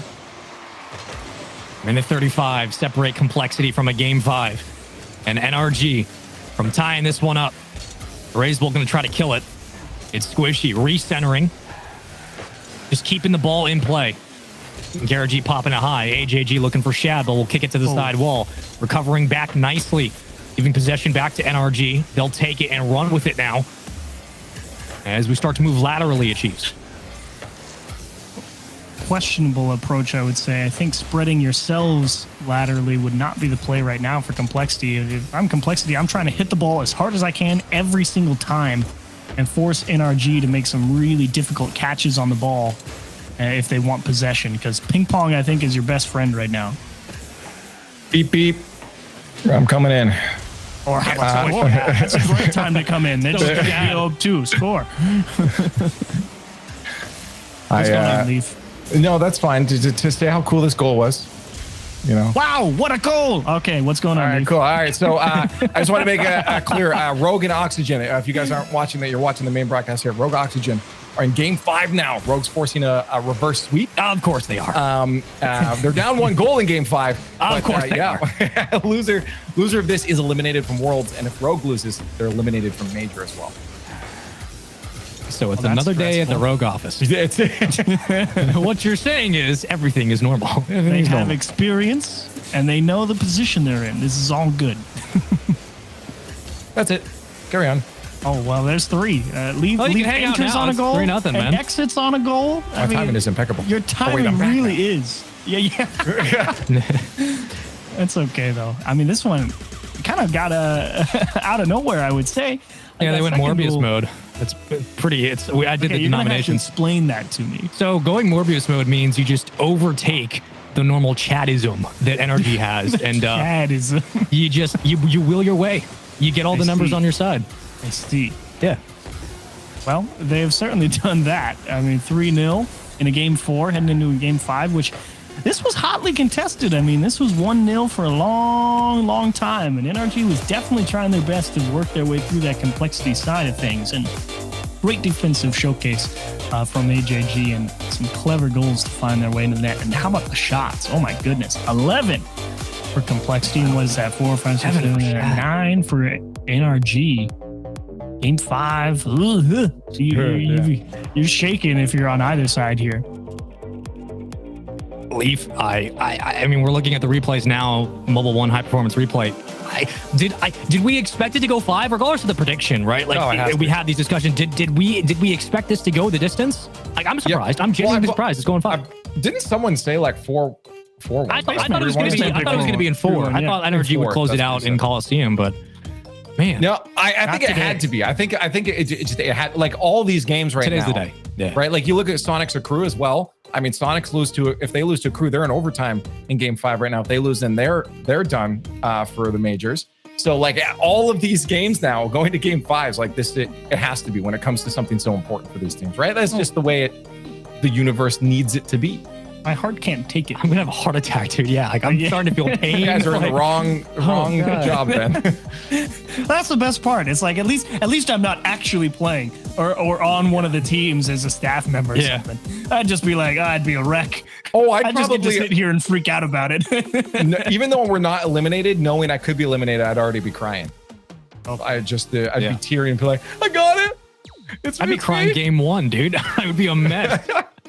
But I think this really does give if we're going to have that conversation about what was the necessity for NRG or Complexity going in, this does put testament to Complexity's resolve and the ability to fight back against top teams. But NRG, it does ask the question, are these hurdles going to be consistent, Chiefs? Is this their road to victory? Well, only road to victory here. Game 5 brought to us by Nissan.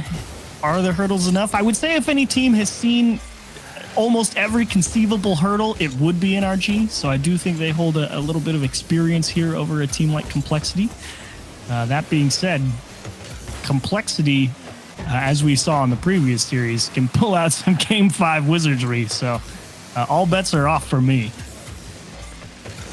Yeah, it's going to be interesting to see how this one plays out, as I will try to get my feed to continue itself, but it looks like that might be a shot towards the backboard, and I will step away for a moment to figure out how I can fix this. And Garrett G, just a little poker towards the midfield line, dump to AJG. Squishy definitely going to be the first one there. Justin going to have to recover and try and figure out how Razebull wants to handle it. As NRG once more pushed back into their own half. Here's the real question. Is NRG able to find a way to consistently hold possession like they did early on in the series here in Game 5? A little wiggle from Justin. He is going to tie him up in knots. AJG. Ooh, take a seat. You got to find your legs. Look at that 50 from Squishy. I mean, that is a great catch at midfield, but Squishy putting it on a dot. Justin taking care of the rest. Game 5. Already starting off. NRG fans, breathe, relax. You got time. But for Complexity, we've seen them do it before on Champions Field. There's going to be an equalizer. There's 100%. There's no way this one goes 1-0. I don't believe it. Reset. Catching it. We'll play through the corner. Shad trying to set her back out towards the front of the goal line to midfield. NRG upped up to Justin. And we go to the corner now. A lot of space in the midfield. I don't know if that timidness is the way to go. This is kind of reminiscent of how Complexity looked in that Game 4 against Shopify. They're just giving up a lot of space in the midfield, and I don't know if that's the way to go here. Is thankfully they seem to figure it out and just press there in the midfield line. Squishy has not had boost to do anything, and Razebull has had all the free real estate to get towards a pass to AJG, save from Garrett, pretty easily read.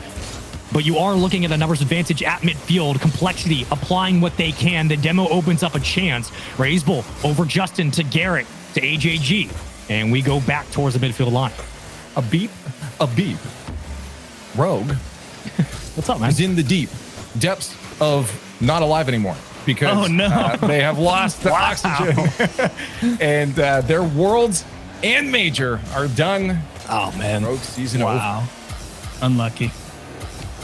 Shag close to scoring some absolutely bonkers goals right there. I feel like we're close to that one there goal. It is. There it is. Yep, the big bump. You were right. AJG ties it up. Oh, Razebull. Great challenge. Forces Squishy off the ball. And Justin, that's the contingency jump. You're wondering why he's up in the air right there. Because if Squishy gets beat, then no one's going to be ready for him to just drill that ball over Garrett G's head. So Justin kind of preemptively jumping. Garrett G, the one trying to stay grounded. Squishy might get it back on the kickoff. Razebull just in the nick of time. 2 minutes left. We knew there would be an equalizer.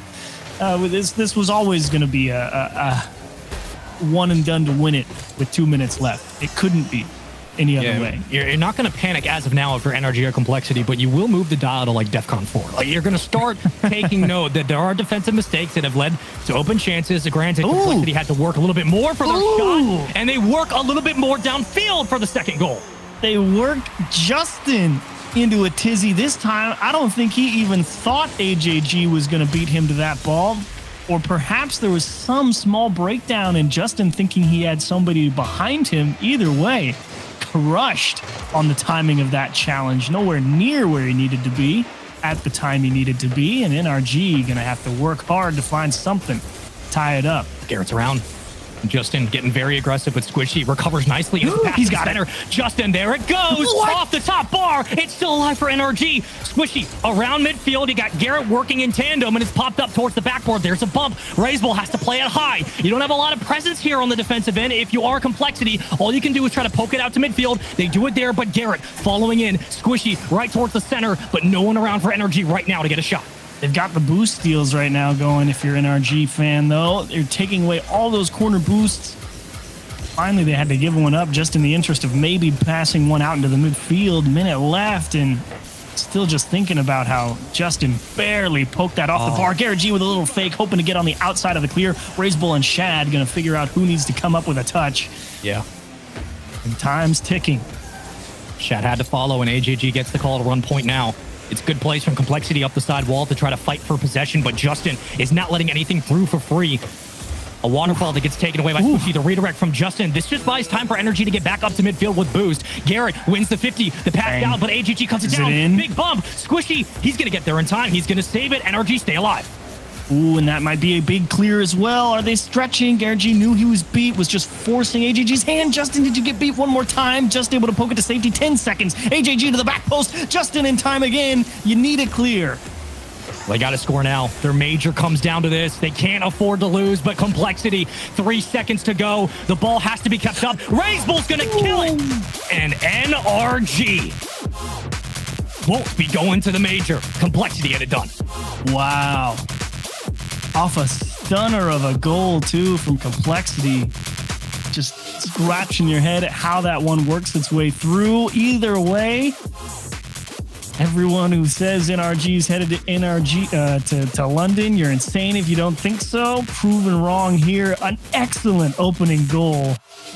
But what a shot here from AJG all the way to the back post. Such a good bit of pressure, and AJG, gentle touch out to Shad. Just beat the next man, giving NRG, honestly, a little taste of their own medicine. That's what they do a lot of the time, and Complexity pulled one over their eyes right there, and NRG going to have to disappointedly wait at the sidelines, I think, for once. It's been a while. Mean, I suppose it's as much as people that were there and witnessed the greatest moment in RL Esports, you kind of say, maybe this is a good sign. The times are changing. The esport continues to grow. It's not stale.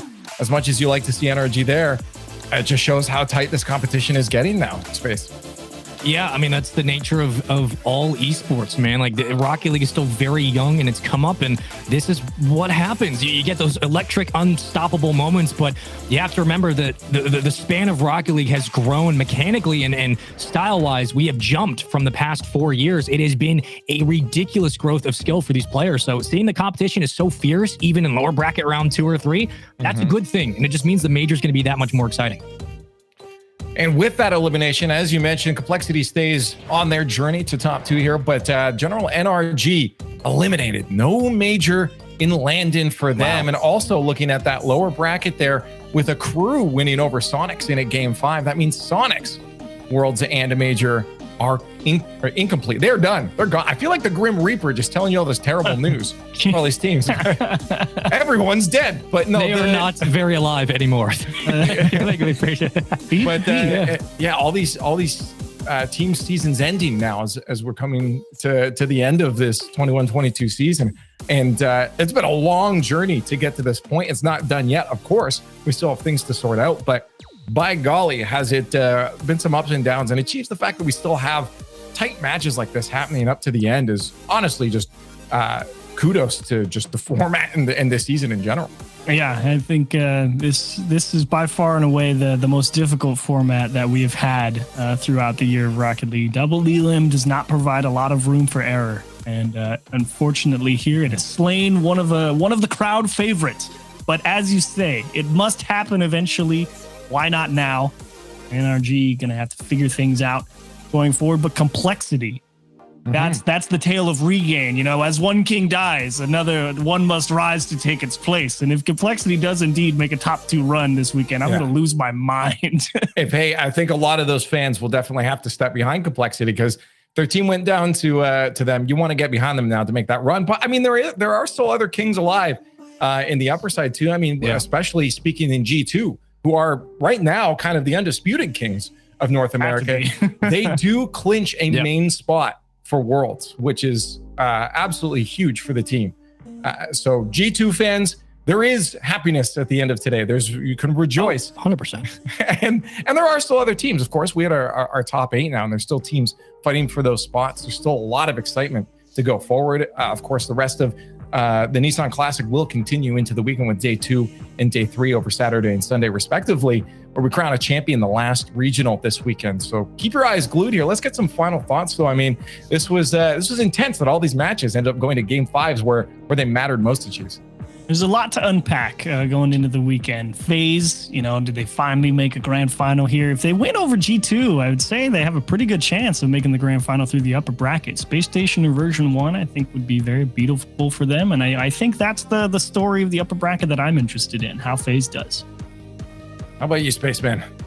It's a testament to the level of competition right now in Rocket League. If you're a G2 fan, FaZe fan, Space Station V1, you're happy the energy lost because it will probably help you. But you know, this is an interesting spot to be in for NRG, and I'm surprised that it ended this quickly. Like, I expected them to get to the major. I didn't think they were going to win the major, but you know, it's a lot to think about. I hope they bounce back. But Rocket League is a thing, man. Rocket League's singing right now, and when it things really well. Okay, so just saying, it's thinging. All right, I like it. I like when it things. You guys don't want to miss the thing this weekend. It's going to continue on. It's going to be exciting. Remember, hit the follow button, subscribe buttons wherever you're watching on the internet. It's good that you're watching, and I'm very happy. And make sure you don't miss any future events that are happening. And head over to Twitter as well. You can keep up to date with everything Rocket League Esports. Day 1 for the Nissan Classic is coming to a close now. We have day 2 and 3 over the weekend. You don't want to miss it. Thanks for hanging, and we will see you then.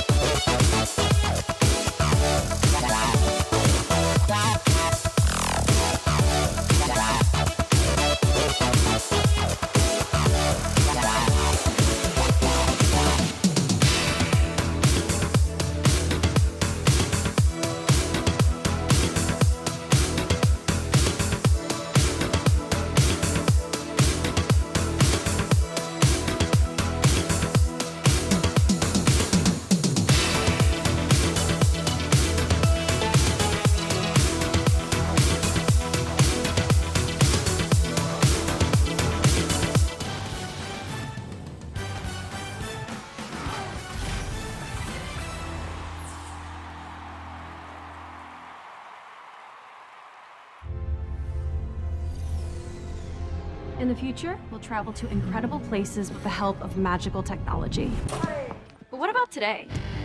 I want my magical future now. I have places to go. Rocks to climb. Sights to see. And flights to catch. I can't wait for what tomorrow will bring. But in the meantime, let's enjoy the ride.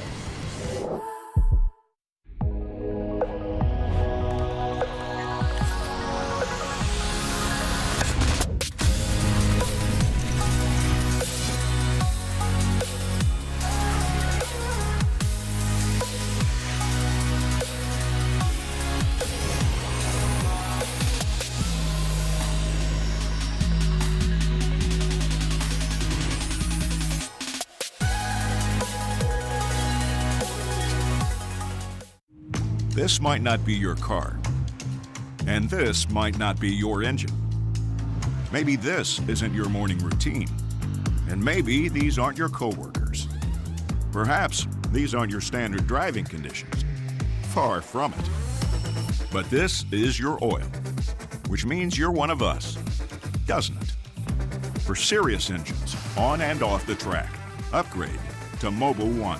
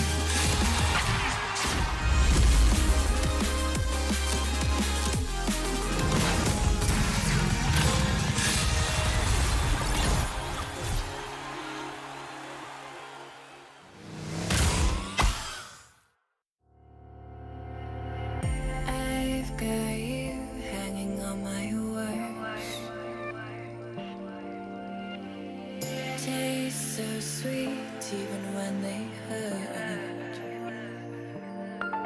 You wanna feel, wanna fall in love, wanna give it all up, but you don't want to lose your control. Are we playing this game? Oh, are we playing this game?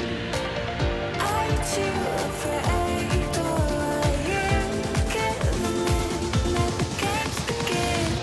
Play to win. I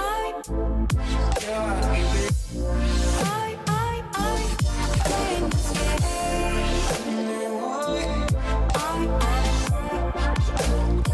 Cause play to win.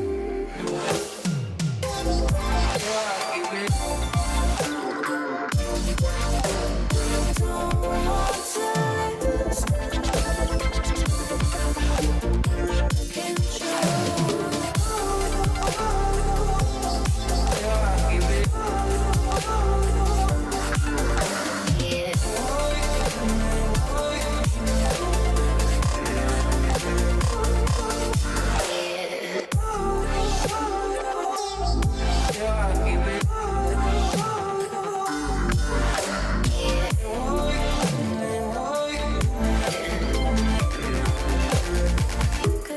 play to win.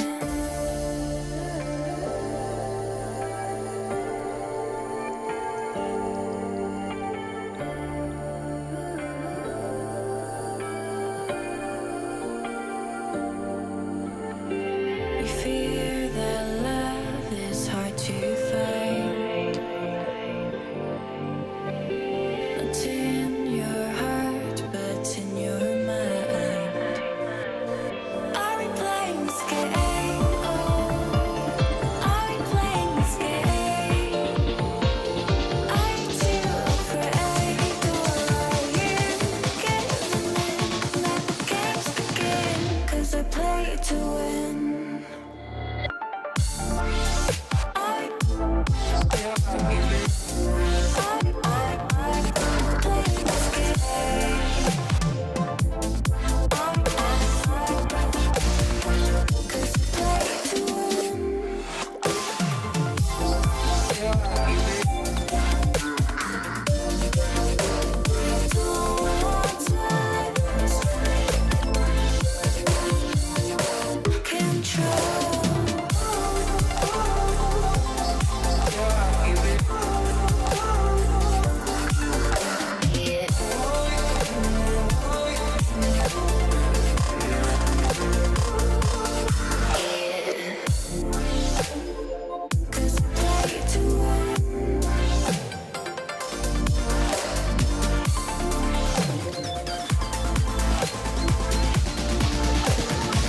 Cause I play to